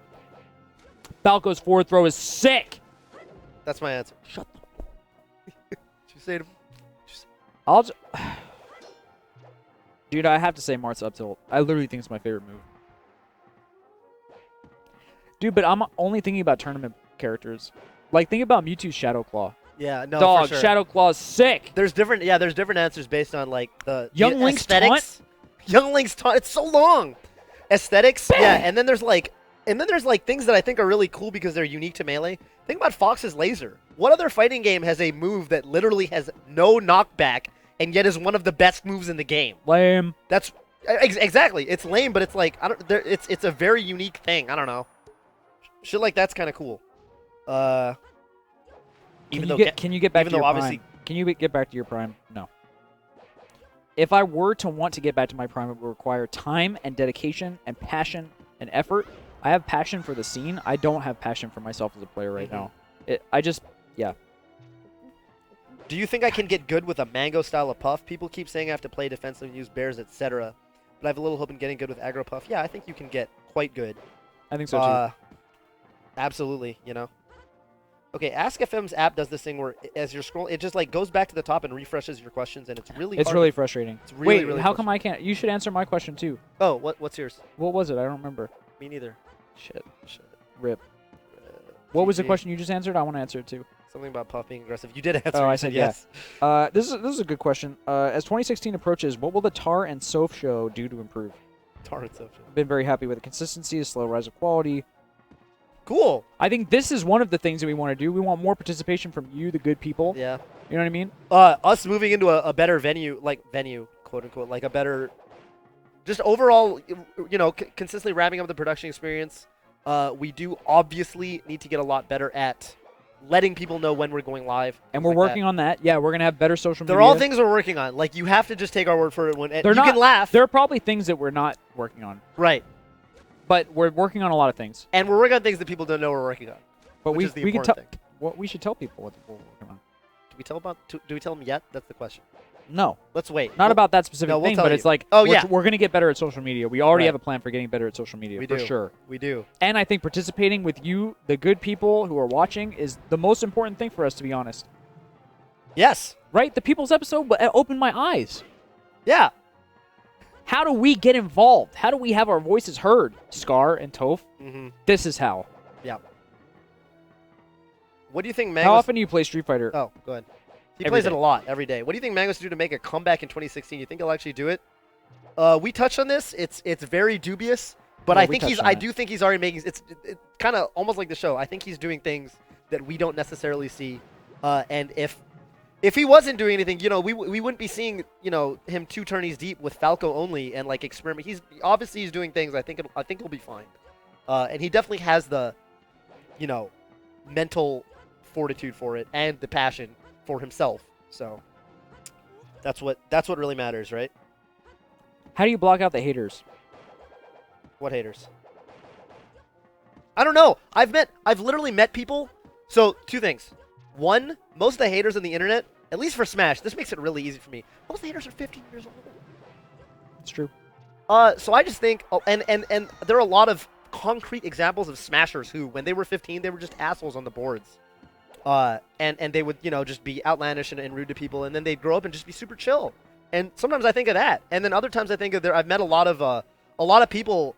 A lot of people have come up to me and they've said to me, "Yo, I used to be a big hater, and now I'm a big fan. Yep. And I like what you do and keep doing it." And so I think of that. But most of the time, it's like, dude, there are so many people out there. I can't just like sit down and, you know, you can't take people that come to you and they say, "Oh, I love what you do," blah blah blah. You can't ride the ups and downs because otherwise you just go insane, right? Yeah. You just got to be who you are and like do your thing. I mean, it probably helps that my day job has nothing to do with Smash. It probably helps that most of the time I'm not Yeah. thinking about Smash. Yeah. So for me, I had a lot of hate on Smashboards. I think because I stirred the pot a lot. 2007, 2008, if you look at some of my Smashboards posts, they were pretty aggressive. And so I got hate in response. Right. The truth, so for me, I loved your think Smashboards posts. By the way. they were, I idolized G-Reg. And if you want to see some Smashboards gold, please just look at G-Reg's posts. Uh-huh. He made a rule where if you ever mention Dark Green, you need to and he was a mod, I think, at the Falcon boards. You need to call him G-Reg is greater than Dark Green. So I remember there was like a thread where people were saying like Dark Green's better than G-Reg, and like the joke was like he would change it to G-Reg is greater than Dark Green Right. is better than G-Reg. Right. Super funny. That's funny. But anyway, yeah, I got a lot of hate on Smashboards and on YouTube, and like what I realized at some point that like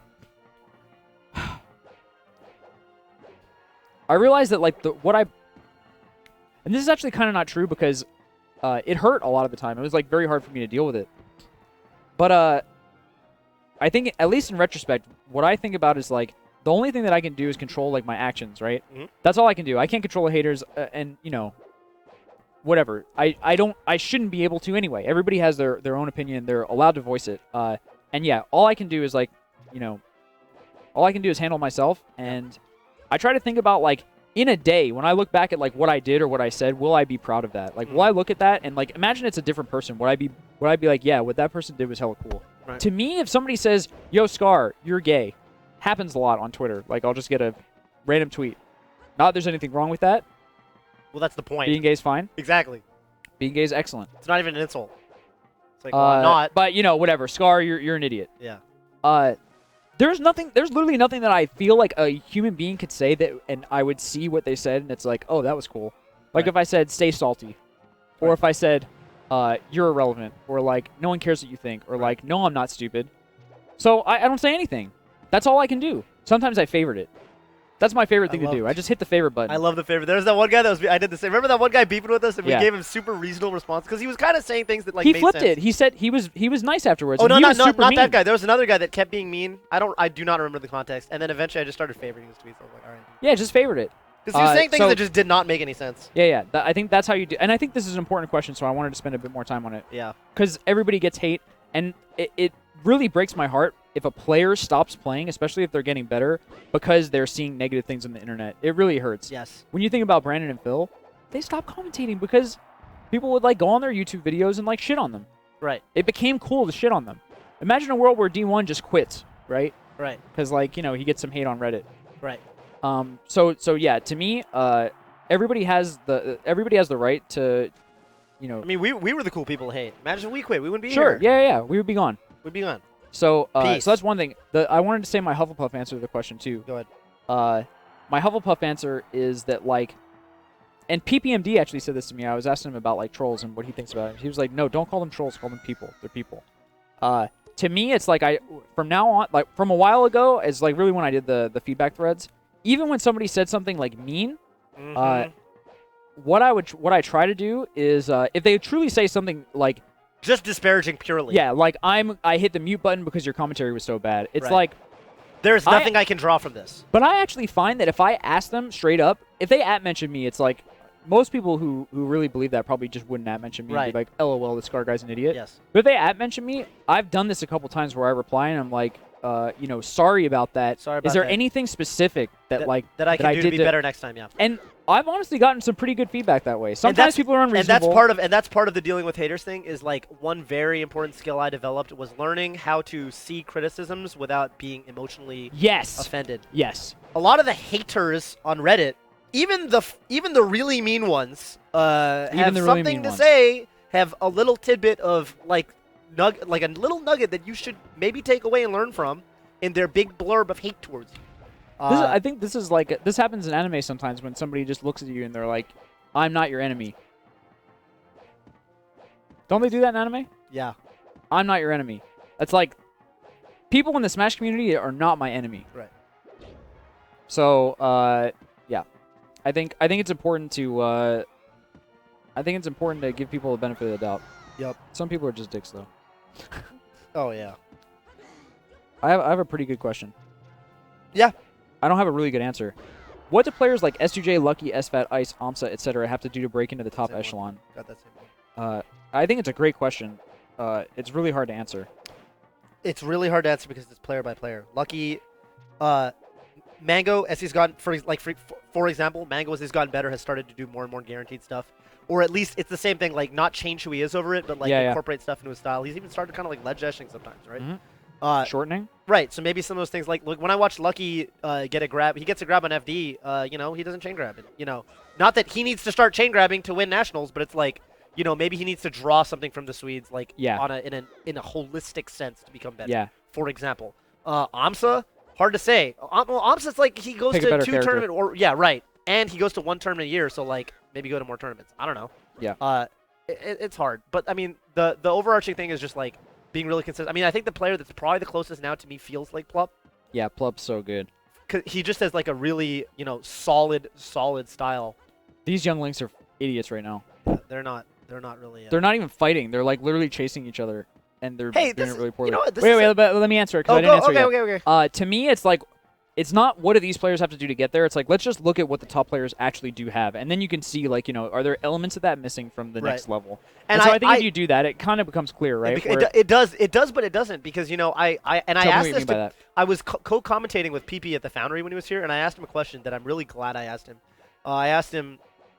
So obviously the top players have very different skill sets than each other. Mhm. Well, not entirely, but like look at Mango compared to Mango's the big outlier, I think. But yeah, like, and I say of the other top players, are there things that you draw from them, or things that you think you do that they don't do, and things that they do that you don't do? Right.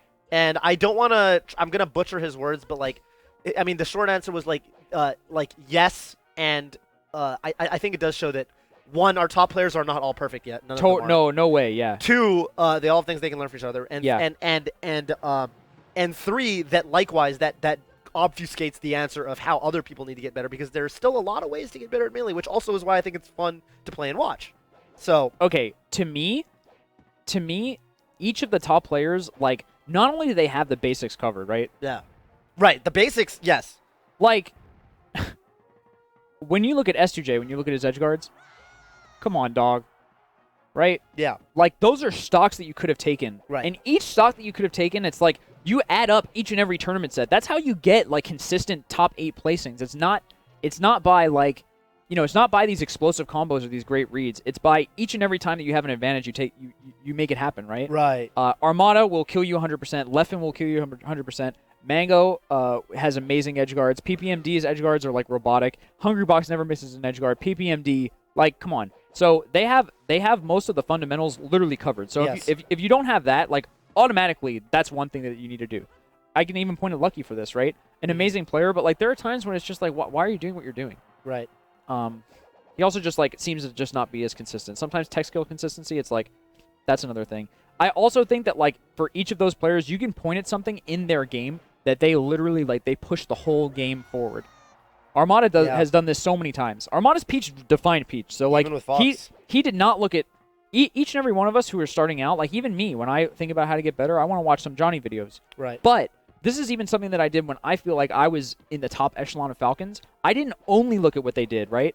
I looked at what they did and I said, oh, Dark Rain does this. Let me examine why, and is there anything better? Like I didn't assume that they were doing the best possible thing, and Right. I pushed something farther. And I think that Mango is clearly he's like, you know, explosive in a way that no other player is. PPMD, there's attributes that he has that I don't think that nobody else can do the things with Falco. Nobody probably knows Falco as well as he does. Right. Yeah, for sure. Mewtwo King invented fucking everything. That's my answer. Yeah. Even for PP, right? Like PP, one of the things PP said to me, I remember, was like, I think he said, it's certainly true. Like I could learn a lot of things from Mewtwo King's Marth versus Spacies, for example. Wait. So I got three good ones I want to ask. Go ahead. That both of us. So this directed to both of us, I think. Name your 7 to 10 in Melee. So after Go. the top 6. So, and again, you heard my spiel earlier about what I value as a player. 7 Plup, Agreed. 8 West Balls, 9 Axe. No, 8 Axe, 7 Plup, 8 Axe, 9 West Balls, 10 Shroomed. I don't know. Sounded like you were agreeing with me for most. You didn't really staunchly disagree. That was That's why pretty it's good. hard. That was a pretty good answer. I don't know, man. I don't even know. I don't know. Actually, Silent Wolf might actually be my 10. Silent Wolf's hella good. Did you watch his last tournament? I don't know, dog. They're all so fucking good, They're man. also fucking good. That's what I'm saying. I had said that like Axe I think was the number 7 for like a long time. Yeah. I think that like recently, you know, not so much, but he's still top 10 in my opinion. You heard my answer and you were like, yeah, kind of thing. That's the main thing. I kind of think that like Plup, I don't know if his Reign of Terror started like early enough in 2015 for me to clearly give him number 7, but like you said, to me, it's like not so much about the results, but what I see and like you know Just how the you potential. feel in your heart. Yeah, right? how I feel when he plays Yeah. against other top players. I always feel like Plup has a shot. Yeah. So Yeah. I don't know. The only time I didn't feel that was Plup versus Armada in PAL Yeah, Armada's too good, man. and in PAL, Armada's where so- he would down throw him and Armada's get so. nothing. Armada's too fucking good. That was So yeah, I don't know. I don't wanna answer the that was question. part of it for me. Silent Wolf is the only player ever outside of Silent Spectre in 2010. Who, I mean, Silent Wolf like almost beat Armada, which to me is like, this is the only guy who doesn't get upset. He's about to get upset. Hey, what's your favorite set of me of you? on YouTube? Uh, Somebody asked me. you People versus- say you were really good in your prime. You versus Dark Rain, and in the round robin, actually, I enjoyed a lot. Yeah, it was really good. And also you and you and Hacks versus J-Man Tech. Right? Yeah. Those are really good sets. What else? That's fine. That's a good one. Oh, I like Scar. Oh, no. I take it all back. Scar versus Taj from Genesis. Because just look up Scar, Taj, Genesis. There's only 7 seconds of the set. It's Online. it's actually just game 1. That's fine. That's all I cared about. It doesn't. I don't care. That was all I needed to see. Just That's Scar, all I Scar needed to Taj, see. Genesis game 1. Right. Spencer, if you have the technology to show it, you can do that. It's very quick. But I you can don't I have can to. literally tell you what happens. I can tell you too. I've watched We it. can both tell you. You almost don't have to watch it. We could tell you, and then you could tell everyone else without having I watched think it. Spencer has the technology though. I think he does. We answered a lot of questions, man. We've We've been asked have. to answer questions for an hour and a half. We have around an hour and a half. Might be time pretty soon. But another interesting one.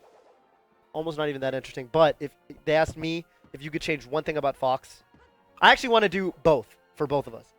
Change one thing about Fox to make him worse. Change one thing about Falcon to make him better, for both of us. What would it be? Go ahead. For Falcon, I would absolutely make his side B grab the ledge. That is the one. It's so common sense. He's even doing this motion. He's doing this motion. That He's trying wouldn't to grab. change shit though. Would it not? That would give him a fucking recovery option. Think Does about it- the spaces does it they hit? can. Huh? Does it hit? He can. Does it have a hitbox? Can he hit and grab? Whatever makes him recover. What do you mean? Can it hit? He can. I think if he hits someone with it, he doesn't free fall, so he can still do his jump if he hasn't done it or up B. And then if he goes into the ledge, he grabs the ledge. That's actually pretty sick. I would give him that. That's 'Cause, really like, good. By far the stupidest thing about Falcon, because like Falcon is mostly a pretty cool, like, strong character, unbalanced in ways, but by far the most unbalanced bad thing about him is how bad his recovery is. So I think, actually don't know if I agree with that. If I had to change one thing about Falcon, I would give him a spot dodge. Oh yeah. Oh, I would dude, give yeah, him a that's spot dodge over the 4B recovery. I think the 4B recovery is very interesting, but I would give him a I spot like dodge. yours too. I like yours for the other reason. To play devil's advocate to myself, an interesting thing about balancing characters is you don't balance them all in the same way. You don't say this guy's recovery sucks, so let's make his recovery better. You could Right. say this guy's recovery sucks. Let's make him better in another way, so that Yeah. let's leave that. Maybe this is like Puff and Peach are always gonna recover. Yeah. Falcon never recovers. Yeah. But they're about the same place on the tier list. I don't know. Yeah. I think the reason that I would do that is because I still think that like it doesn't make him like broken out of shield. He's still like pretty bad out of shield, Mhm. but I think some of the most boring like people destroying Falcon kind of sets are just all like the like simple tech chases and like you get up and like his roll kind of sucks and like his spot dodge is just trash. So I feel like almost every other character has a way of getting out of like that kind of pressure, but Falcon just kind of has to take it. Right. What do you change about Fox?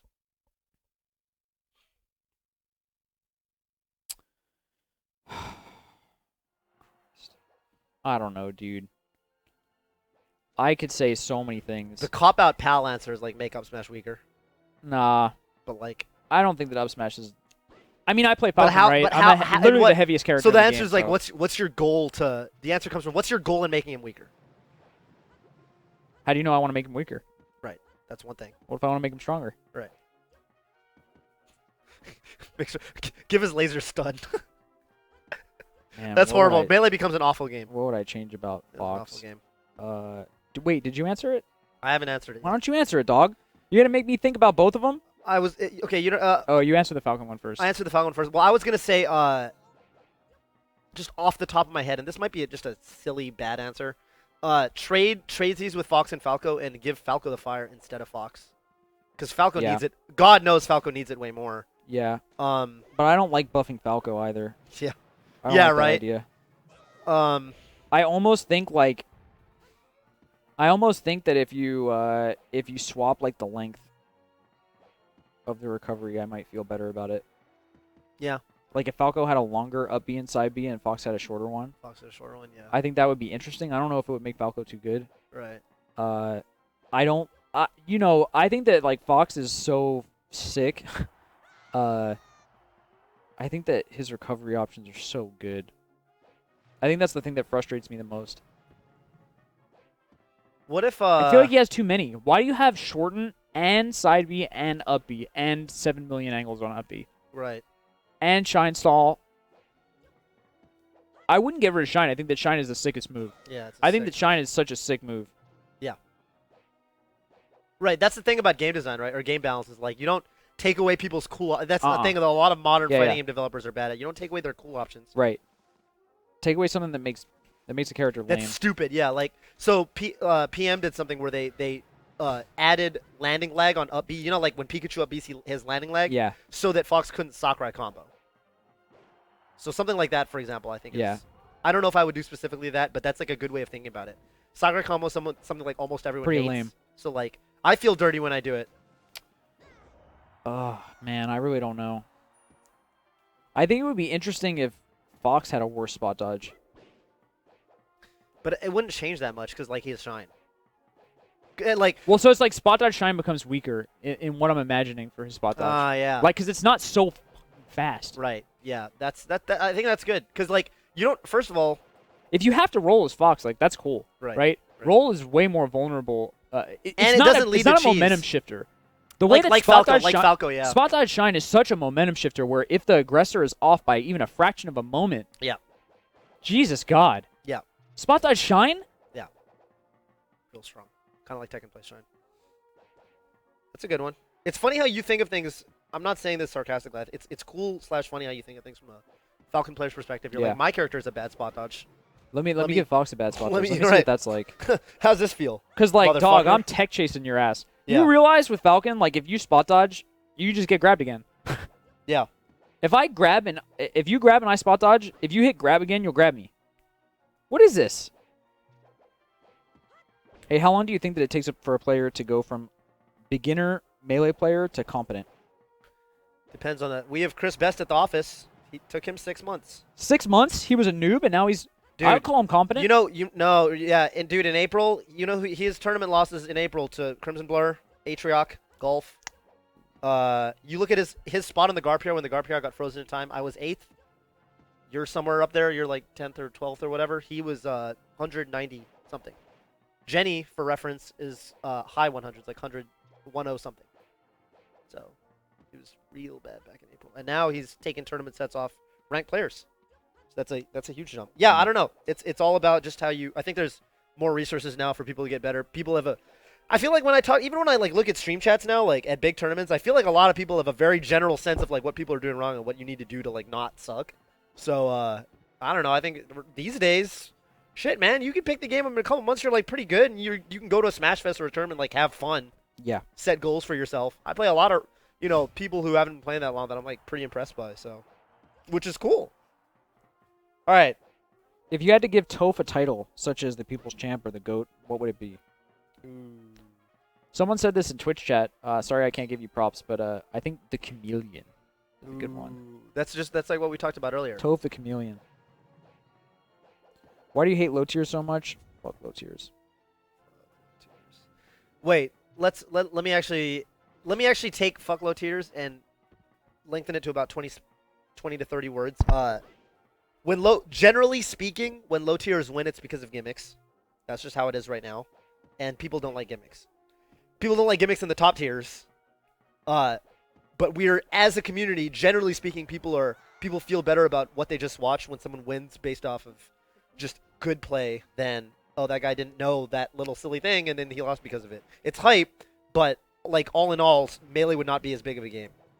So when you take characters that only win because of those things, it makes sense that, top players wouldn't appreciate that sort of thing as much. Okay. Yeah. I also hate games with lots of matchups. Yeah. I think a really cool thing that it was a conversation on Twitter by some of the FGC heads, like Ultra David and James Chen were chiming in, but games that are matchup games versus games that are game engine games. Yeah, I love that we're a game engine game. Yes. I love King it. of Fighters, game engine game. I really want to play King of Fighters. It's so hard. It looks Jesus really God. Street Fighter 4, Matchup game. matchup game. But I know you like the matchups that test your fundamentals. Yeah, That's what they're all about. exactly. You want to just do that all day. I like the matchups that are game engine matchups. Yeah. I think a lot of players. This is where the whole esports thing gets murky.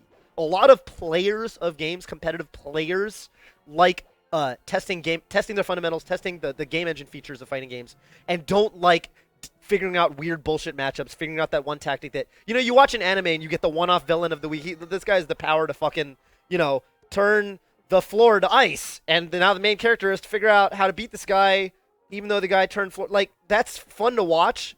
But imagine if that's your fighting game, and every time you fight someone new, you just don't know what moves they're doing. Yeah.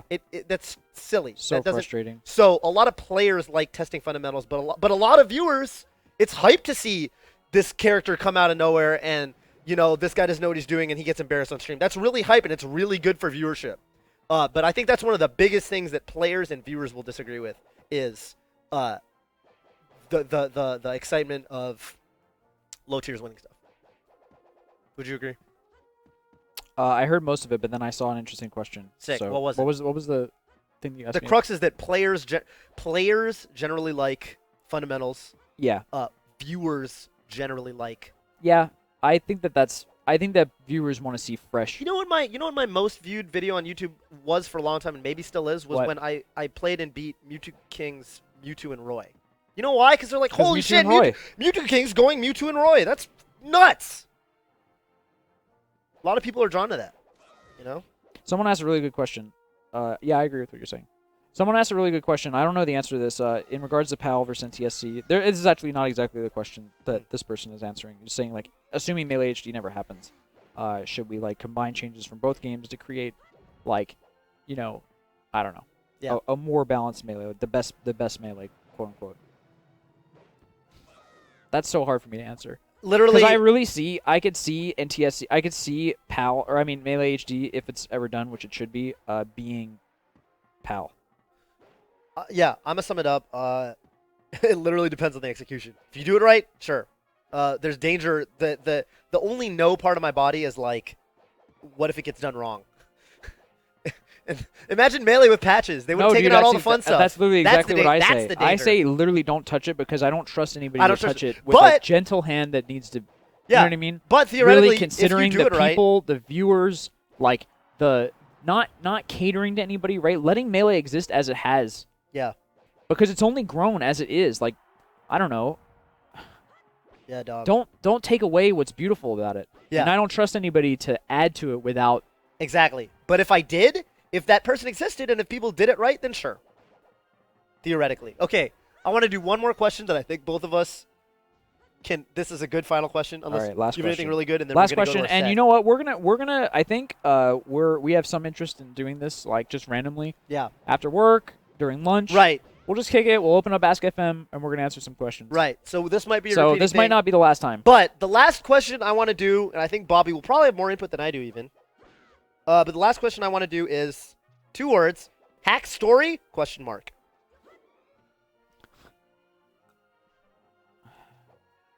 You can put me on the spot. I know. Let me think. I don't even have mine ready. Oh, come on, man. That's a momentum killer. Because there's some easy ones. Like, people don't know a lot of things about hacks. I didn't know that. People don't know Oh my God. the apartment building Hacks lives in. Falcon Towers. Falcon Towers. Literally, that's the name on the front door. That's That's a fact. it used. I mean, and I know he grew up there. Who do you think literally won, since he was Green or little. Red Link? Huh? Green or Red Link? Green or Red Young Link? Green. Hero of Time. All right, I'll go with Red. Okay. Oh, I can't reset. You can. Who did I have? I had Green. Oh, okay, all right. Oh, Red Young Link. Is that really? That's all the KOs they had. You know how many KOs we would have if we played for? These guys are not very good. That They was were a dying while. Why were they dying at such high percent? They don't do smash tags. They don't. You do know, a I lot of learned good something things. from that match. You know how Link has first hit of his smash tag, forward smash sends him away, but you can do the second hit anyway. Young Link, you need to do both. Yeah. And they were doing the first hit only a lot of the time. First hit only. Which was bad. That's a strategy. I housed hacks. Because I have some that I can't tell. Period. You know, last time I said that, I got in a lot of trouble. The Last time I reasons- said that was at Evo, and I got in a lot of trouble. By who? Literally the whole community. Scar, why would you tease us like that? Why would you tease us like that? I gotta tease you. I can't tell. It's Not, not but, a- it's but not not, even- it wasn't even a not good for the story. reasons. Not for the reasons you're thinking. But I could just tell a quick hacks moment.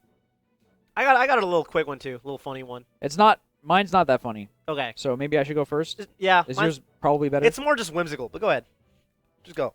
Hax and I used to team.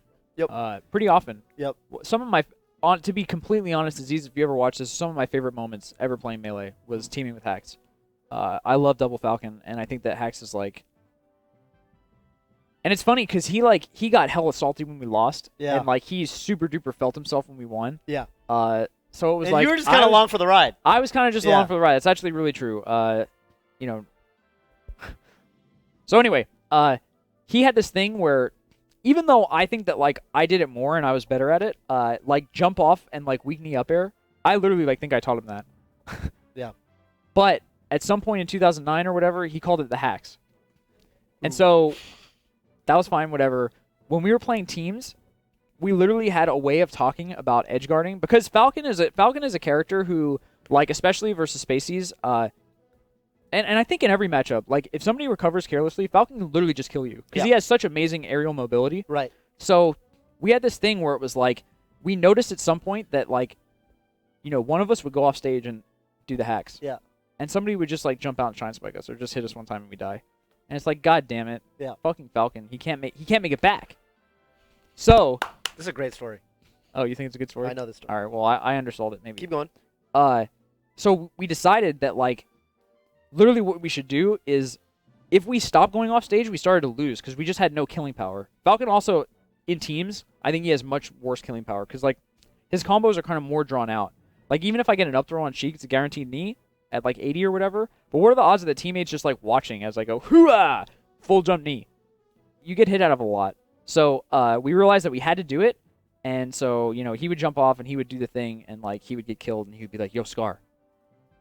He just anti-hacks the hacks. He just hacks me. Yeah. I hacked his teammate, and he anti-hacks me. Yeah. You have to anti-hacks the anti-hacks.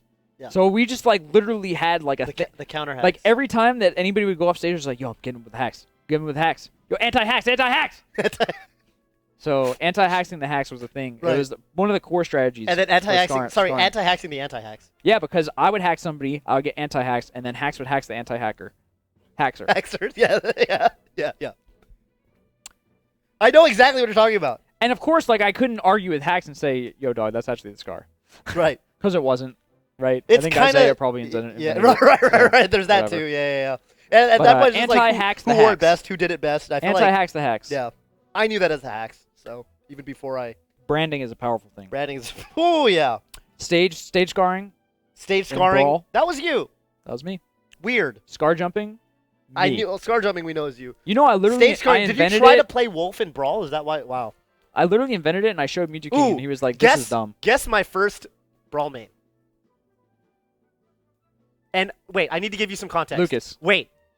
No, and I'm going to give you another guess. I got to give you some context. Brawl was the first game I tried to play seriously.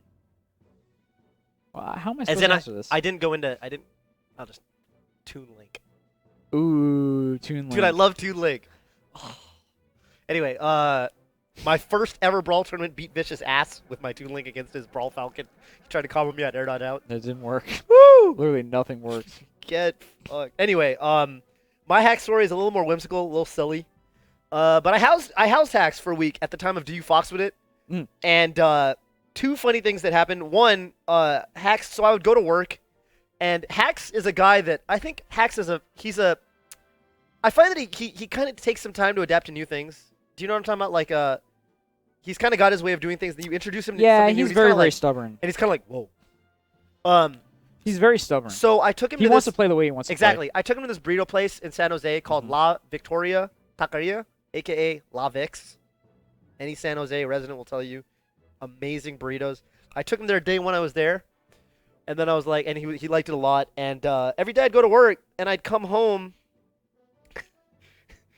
Literally every day I was there, he went to La Vix only.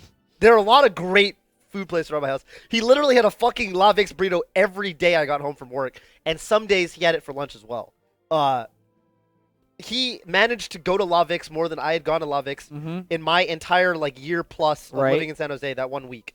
And I don't know, I just found it really, it was just like, That is super it's funny. fucking fire. And then the other story. I love his creepy deep voice. Yeah, his voice. Anyway, Dude, when he first talked, I was like, "What the holy shit?" wait, when you first met him, he must have been like 14. He'd 13 or hit, 14 was he'd hit pound. puberty already.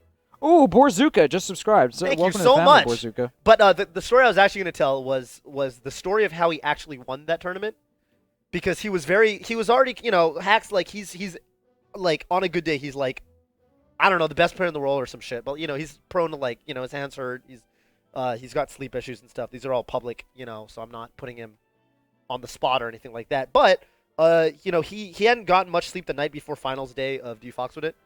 And we were riding in the venue, and he was literally saying, like, dude, I just feel like shit. Like, I literally couldn't sleep at all. Which, by the way, Hacks, he's very prone to overemphasizing. Yes. Prone to hyperbole.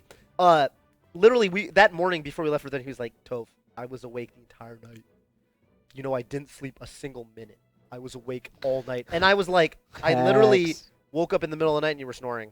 So I know for a fact you fell asleep at some That's point. actually pretty funny. I was like, straight up. There's no, but sometimes you even if you lay in bed for like an hour awake, it feels like you're awake all night. Anyway, we're driving to the venue, and he feels like shit, and a song comes on my phone, a song that ends up winning him the tournament. The song is called "Fuck KD" by Lil B. Fuck Kevin Durant, and Aziz is like, "Yo, Toph, this beat is fire." And the song, and it's great song. If you may know, it's a Lil remix B. of Brown Paper Bag by God. DJ Khaled. The entire song is about how Lil B thinks Kevin Durant. The content of the song is Lil B says to Kevin Durant, "I've never even seen you play on television. You ain't shit. If you think you're shit, see me on the court." He is calling out Kevin Durant, one of the best players in the league, to play one-on-one basketball with. So, like, that's silly. But super funny. The whole song is basically Lil B saying, and there's a whole story about it, right? Because it spawned the the base god's curse. Lil B has appeared numerous times on ESPN because people have started taking his predictions. When Lil B curses you now, if he says, "Hey, why are you doing the thing you're doing?" He disapproves of you for some reason. Without fail, every single time that player has started performing miserably.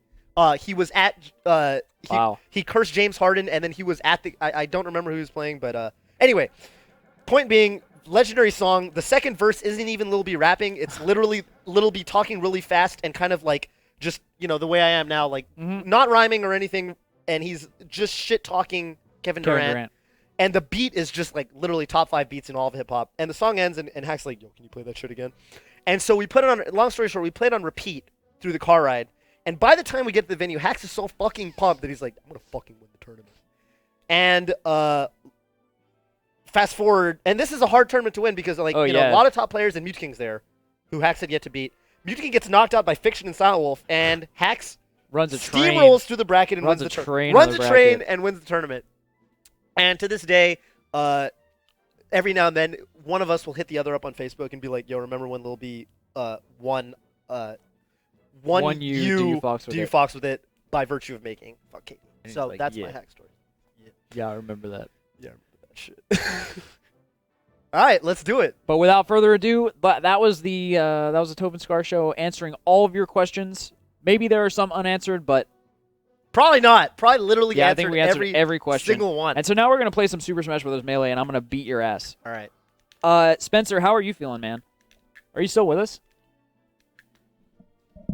Just chilling. Don't worry. Big chillin'. Big chillin'. I saw like the wolf tag. I'll just use that one because you're using Hacks. Yeah, I'm paying tribute to Hacks Money. So I'll pay tribute as well. But Silent will never actually use the wolf tag he used. Give me a second. I need to prop the TV up on something because this angle. I'm gonna hurt my back. I'm too old for this. Where's the tilde? Oh, you have to go into Japanese mode for the tilde. So, I like in PAL. I like how you can put on the. Someone asked me my favorite thing about Europe. 2 things. One, and I tweeted this. Everyone in Europe can pronounce my last name. Fucking miracle. I was so happy, especially hanging out with the German Smashers. Mr. Love, one of the greatest human beings on the planet. Mr. Love took me back to a simpler time. He lost it. He was commentating, and he actually got shit from the streamer for this. He lost his voice because he was cheering for like Marthmaster 96 versus like, the Quack 1998 or something. Quack. Lost his voice on day 1. Quack. Right. I just made both of those up. Lost his voice on day 1, and the streamer got mad at him saying, "You have a job. You're here paid to commentate. You cannot be losing your voice." And he said, "You don't understand. Marthmaster 96 was playing the Quack 1998, And he said sincerely. in Super Smash Brothers Melee in round 1 pools, and I needed to scream my heart out. Mhm. So don't fucking come at me like that. And I was like, this guy's, that's fucking Your kind right. of people. That's my kind of people. And he's German. Alderdorfer, German last name. I have German blood. Aldendorfer, baby. Great guy. You can start. Yeah, I have a proposal. Whoever lost the last set should start with striking. Because neither of us really care, Oh, right? I like that. Yeah. So Cool. I lost, so I strike Fountain. You're going to strike Obviously. Dreamland. And? Alright, so I'm going to go to FD. Yep. May the We best man both win. know Yeah. we both know that FD is not a good It's not a good controversial stage in this matchup, for but Falcon. But he's got the I Taffel stat. perform better. He's got the Taffel stat, which Yeah. is funny because I have the Battlefield Taffel stat. Which is crazy. Yeah. All right, good luck to That was Mango and Mew King on. I practiced so much Street Fighter that I'm either going to be like, I think that I might just have unlocked like next level stuff in Melee, Could be. but we'll see. I think like I've never been able to play like That next hurts. level, I wish Next you stomped level. me. I really wish you stomped me. So next I could beat level, against next that. level Scar. Yeah, I think that Okay, there we go. That's what I wanted to do. I think I might have Okay. I might have unlocked some shit. I have a John of my own, and it's a big part of the reason I struck to FD. I thought about it for a little while. I'm using Brian Trans controller, which is pretty good, but it can't shield drop. So.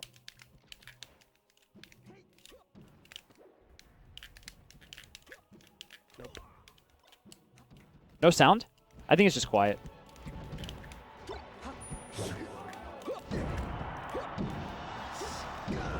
I took my hands off the controller. I'm not going to bother DIing it Yeah, because you're if you've dead been no playing matter Super what. Smash Brothers Melee, it doesn't matter. Oh, that was sick. Oh, come on, I blocked. Oh, but good waveland.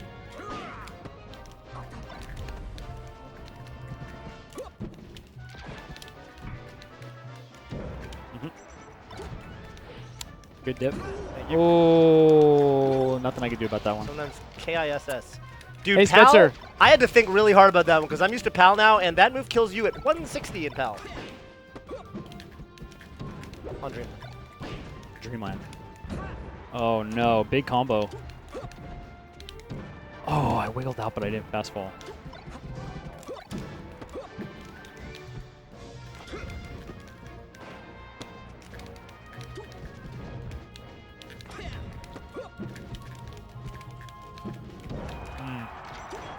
Yeah. Yep. Yep. Okay. Yep. Okay.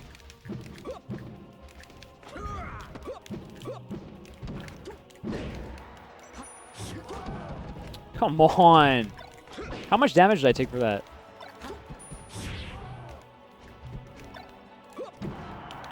I don't know. 15. All right.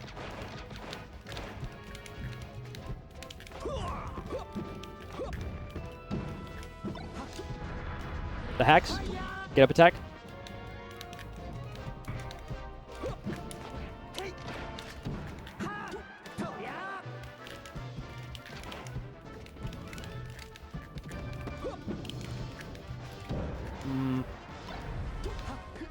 Oh, come on. That was so lame.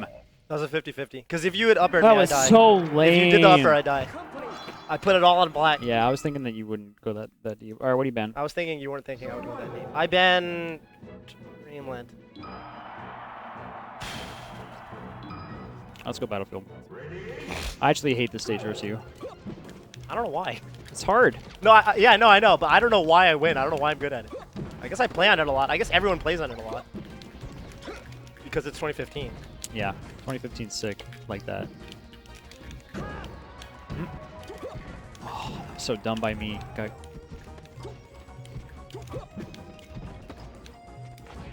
Ooh. Oh! So good. Ah. No waveland. Yeah. That was a bad jump.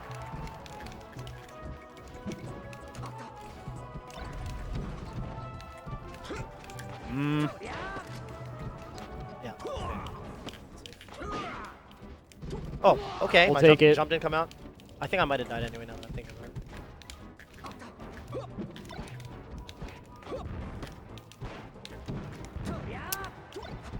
Oh, Got the back hit. Oh. Huh. Wow. Not very pleased with most of that. Yeah. Mhm.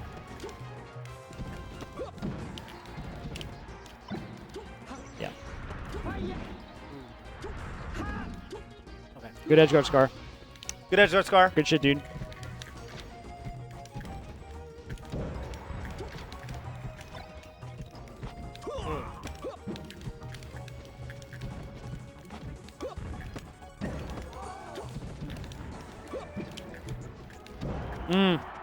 Why challenge Fox? You should just not.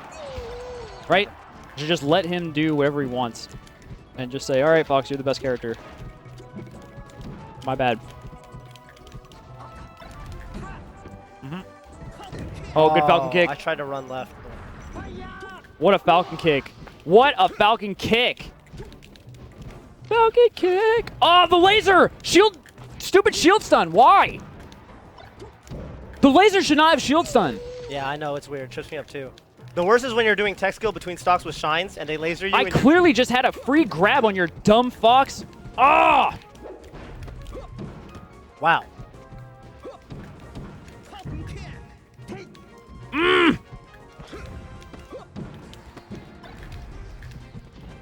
All right.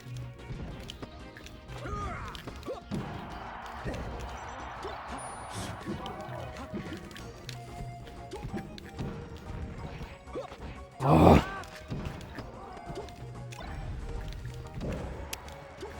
Ugh.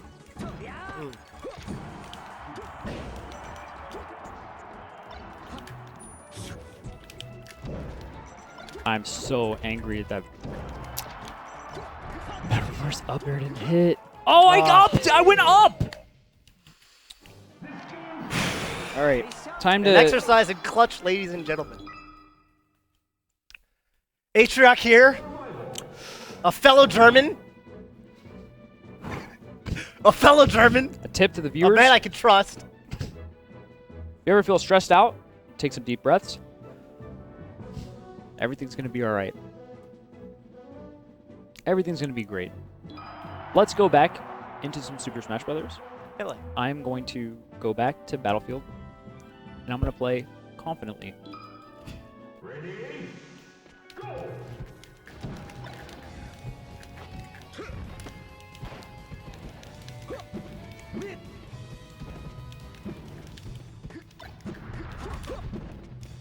Oh.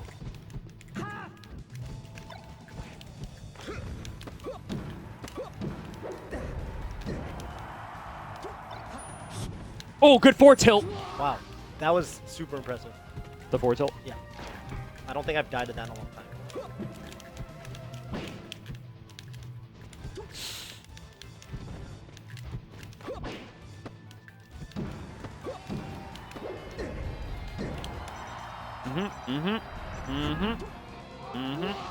Get up, attack, edge guard. Johnny, are you watching?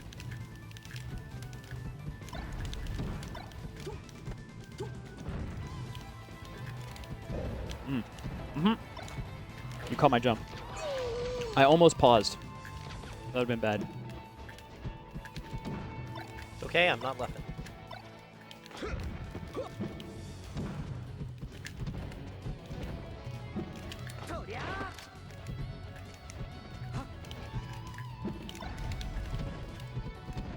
Oh my god. We'll take it. Yeah, that was really good.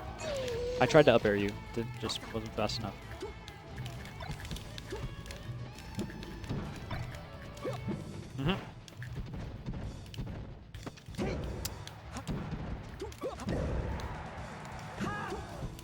Oh my god. Yeah. You're taking place in the platform way too much. No matter what I do, you're gonna hit me. Nope, not true. Yes.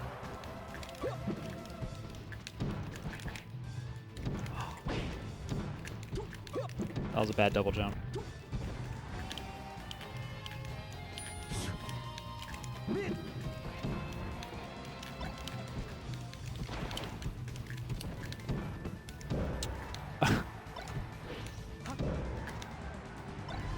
You're so fucking lame. Four that straight was so ones. lame. Four straight fucking No, that was stocks. literally lame as shit.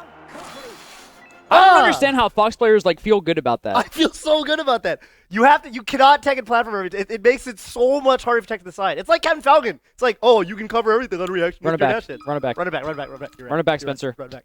Run it back. This is for the next show. if you wait, shut up, everybody, shut up. Wait, hear me out. Here's my proposition. I want to fucking run it back. Next show, we'll play another set, but even if I win, it's still a Toph and Scar show, and I have to hold the loss. Okay, all right. Okay. If I win, Yeah. I get the show. Wait. I didn't get it. Wait. Explain If that. I win, I get this week. Okay. If you win, you get this week and next week. Regardless of whether I win next Then week. we don't play a set next week? We do play a set, but you get the name no matter what. Okay. All right. Okay. Wait. Let's do this. I accept. And to make it interesting for the viewers, so they don't have to watch some. We'll do something fun for next week's set instead. Yes. All right. Let's do it. I'm gonna fuck you up. I'm so mad at you. Oh my god, you're so lame. Stupid get up attack. Dumbass wake up shine. Ah! Oh, I'm playing dumb. I told you were. You kept taking plays. No, that had nothing to do with it. It had a lot to do with it. Oh, spacing. Oh! Dude, lasers having shield stun is dumb. It's dumb. No, it is. It doesn't have hit stun. It fucks me up too. I agree with you. It doesn't have hit stun. It doesn't. I know. No, I completely agree with you.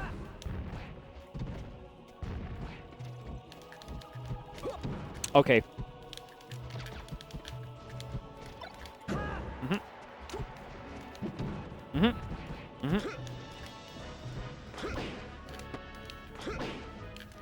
Yep. Mm-hmm. Yep. That was the tech pattern. You ever playing someone new? They're gonna tech to the side the first time, and then they're gonna tech away the second time. Fuck that. Oh my god! I hit the C-stick by accident.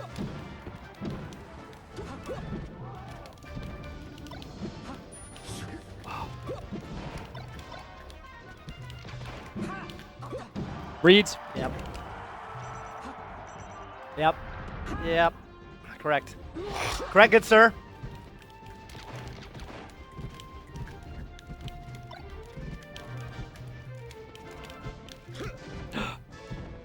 Ah!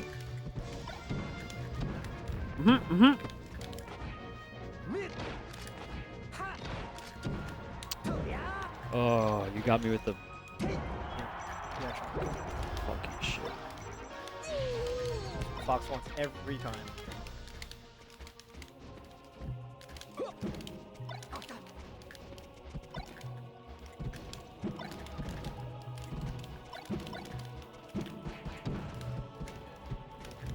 That was really sick. Oh.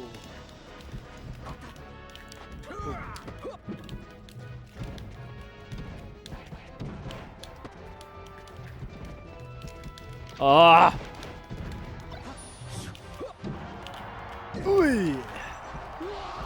Hey. Okay.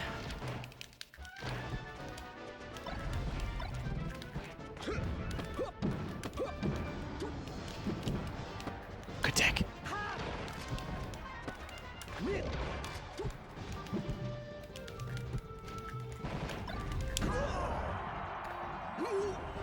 I'm so glad that killed. My brain was telling me this might not KO. Fox's up smash isn't that strong a movement. Pal ruined me. I up smashed Tex Jigglypuff. He was at 100% after the up smash, and he fucking survived. And I was like, everything I know is wrong. But welcome to America, as it turns out.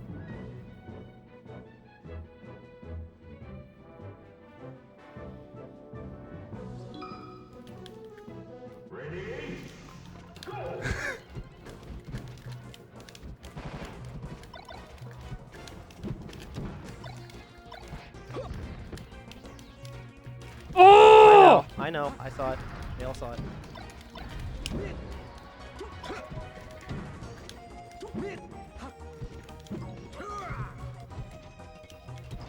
Mm-hmm.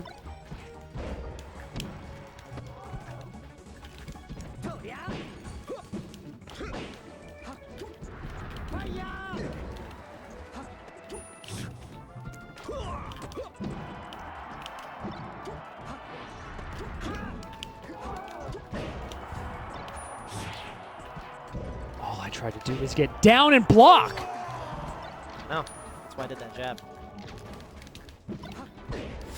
Oh, I say yo. Shoulder tackle. That's actually the Korean. Mm-hmm. Okay.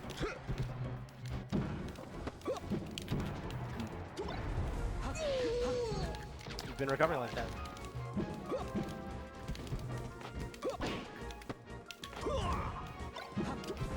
Yeah, nice. Mm-hmm. Jesus. That was good. That is exactly the end guard.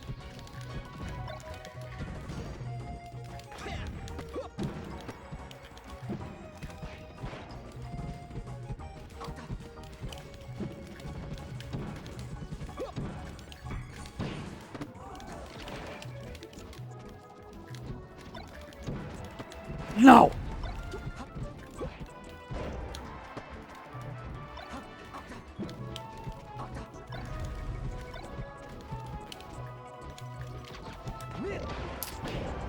Oh my God.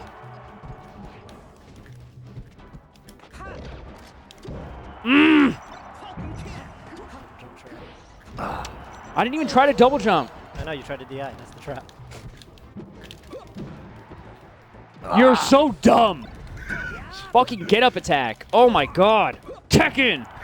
Oh!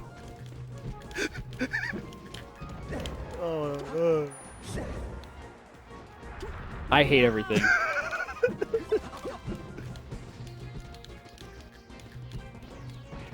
Ah! Oh, fuck. Oh, let's go. Stupid Fox did. 2015. Back air. Back air. Up throw back air. Kill move. Come on, Scar. Okay.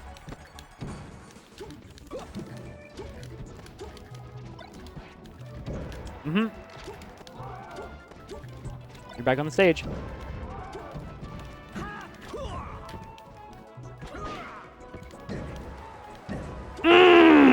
Give me a game. Wow. Give me a game. Okay. Shit. That'll happen. That'll happen. Okay. I ban. It's 1-1. I won on FD. You won on Battlefield, correct? What's up, Bala? Yeah. Yeah. I ban story. Take me to fountain. What's up? Fucking do it. Take you to Fountain. 1 second. I got a You score won't. to settle. Fountain. Fountain. Fountain answer. Ready? Go! I'm God on fountain. Okay, that was good.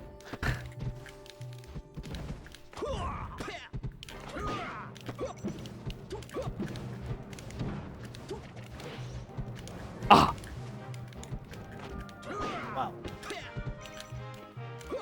Oh, that was bad. No! No! Yep. It's my fault.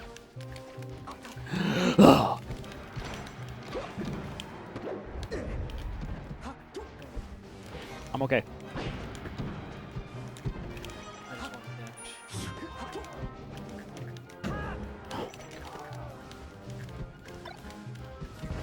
Oh, Yes!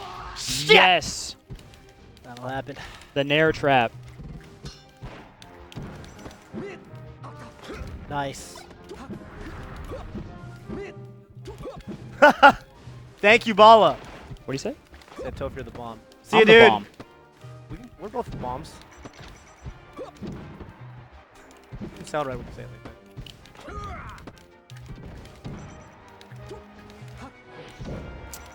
Yeah, I know. No, I know. You missed. That was an execution mistake.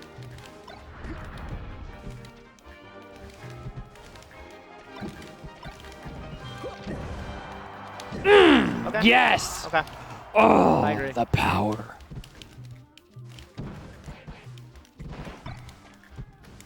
Oh, okay, good grab.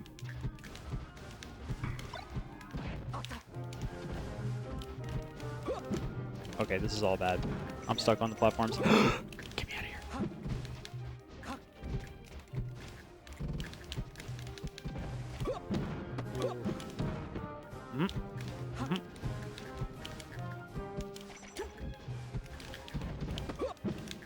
That was quite the read. No! God, that move's so dumb. Yeah.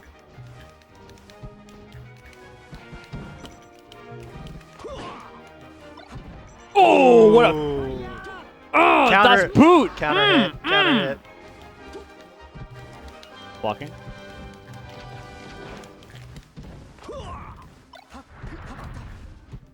Ooh, Yeah, you almost died. I know.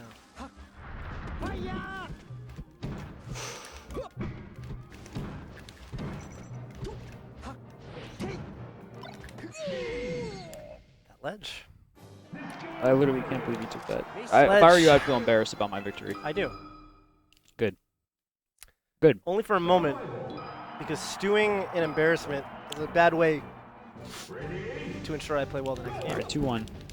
I think about what I did wrong, think about what I could do better, and I look forward to a brighter future. Where I static laser your shield at point blank. Oh my god!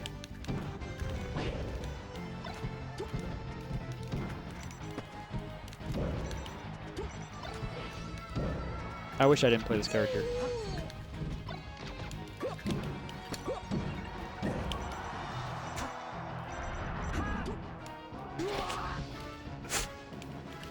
Thanks.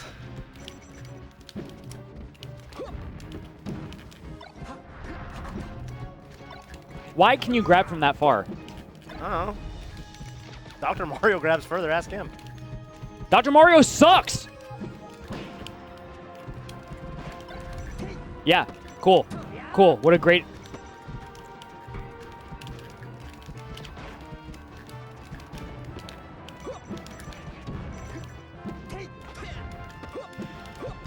Holy cannoli. Holy cannoli. You know, people say I don't really know what a cannoli is. It's an Italian, like, pastry. Oh, that's what they're saying. Sick. Actually learned something. I know what those are, actually. Mhm.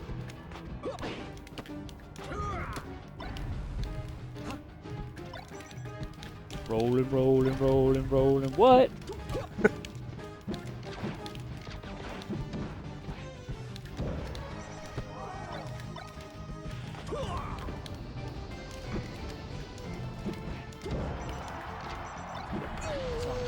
So fucking stupid. Yep.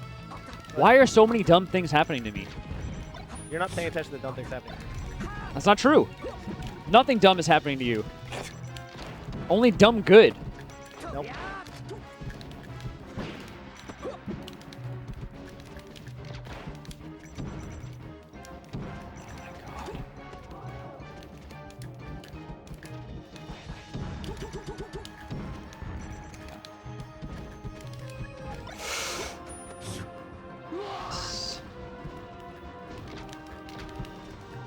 I need to make the most of this opportunity.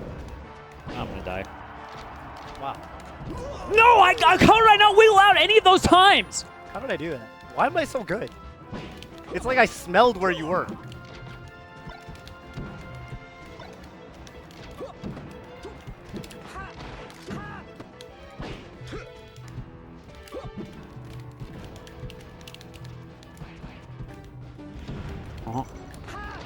I can't fucking. Good shield. Fucking good. Tell me.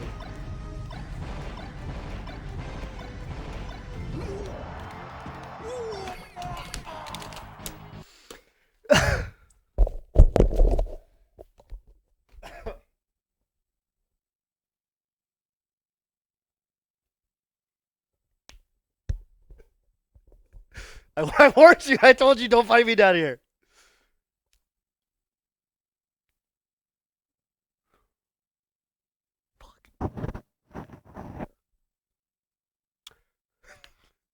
I'll think of something fun for the set for next week. Last 2 weeks ago, next week, 2 weeks from now. 2 weeks ago, we did a fun little thing where you can check out the episode. The VOD should be on YouTube now. We had 2 guests in the office, and we played Double Fox versus Double Marth in a team set. That was cool. Sometimes we mixed it up. One time, Atrioc hopped in. Atrioc SFAT played me and Bobby in teams. So we've got some fun stuff in store. We've got some really cool ideas for guests for the next episode of the Toph and Scar show. Yeah, should we Uber home? You gonna go?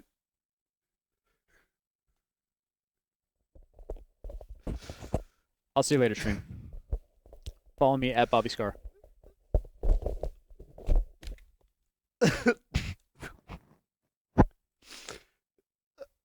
Hashtag dumbfoxstuff 2015.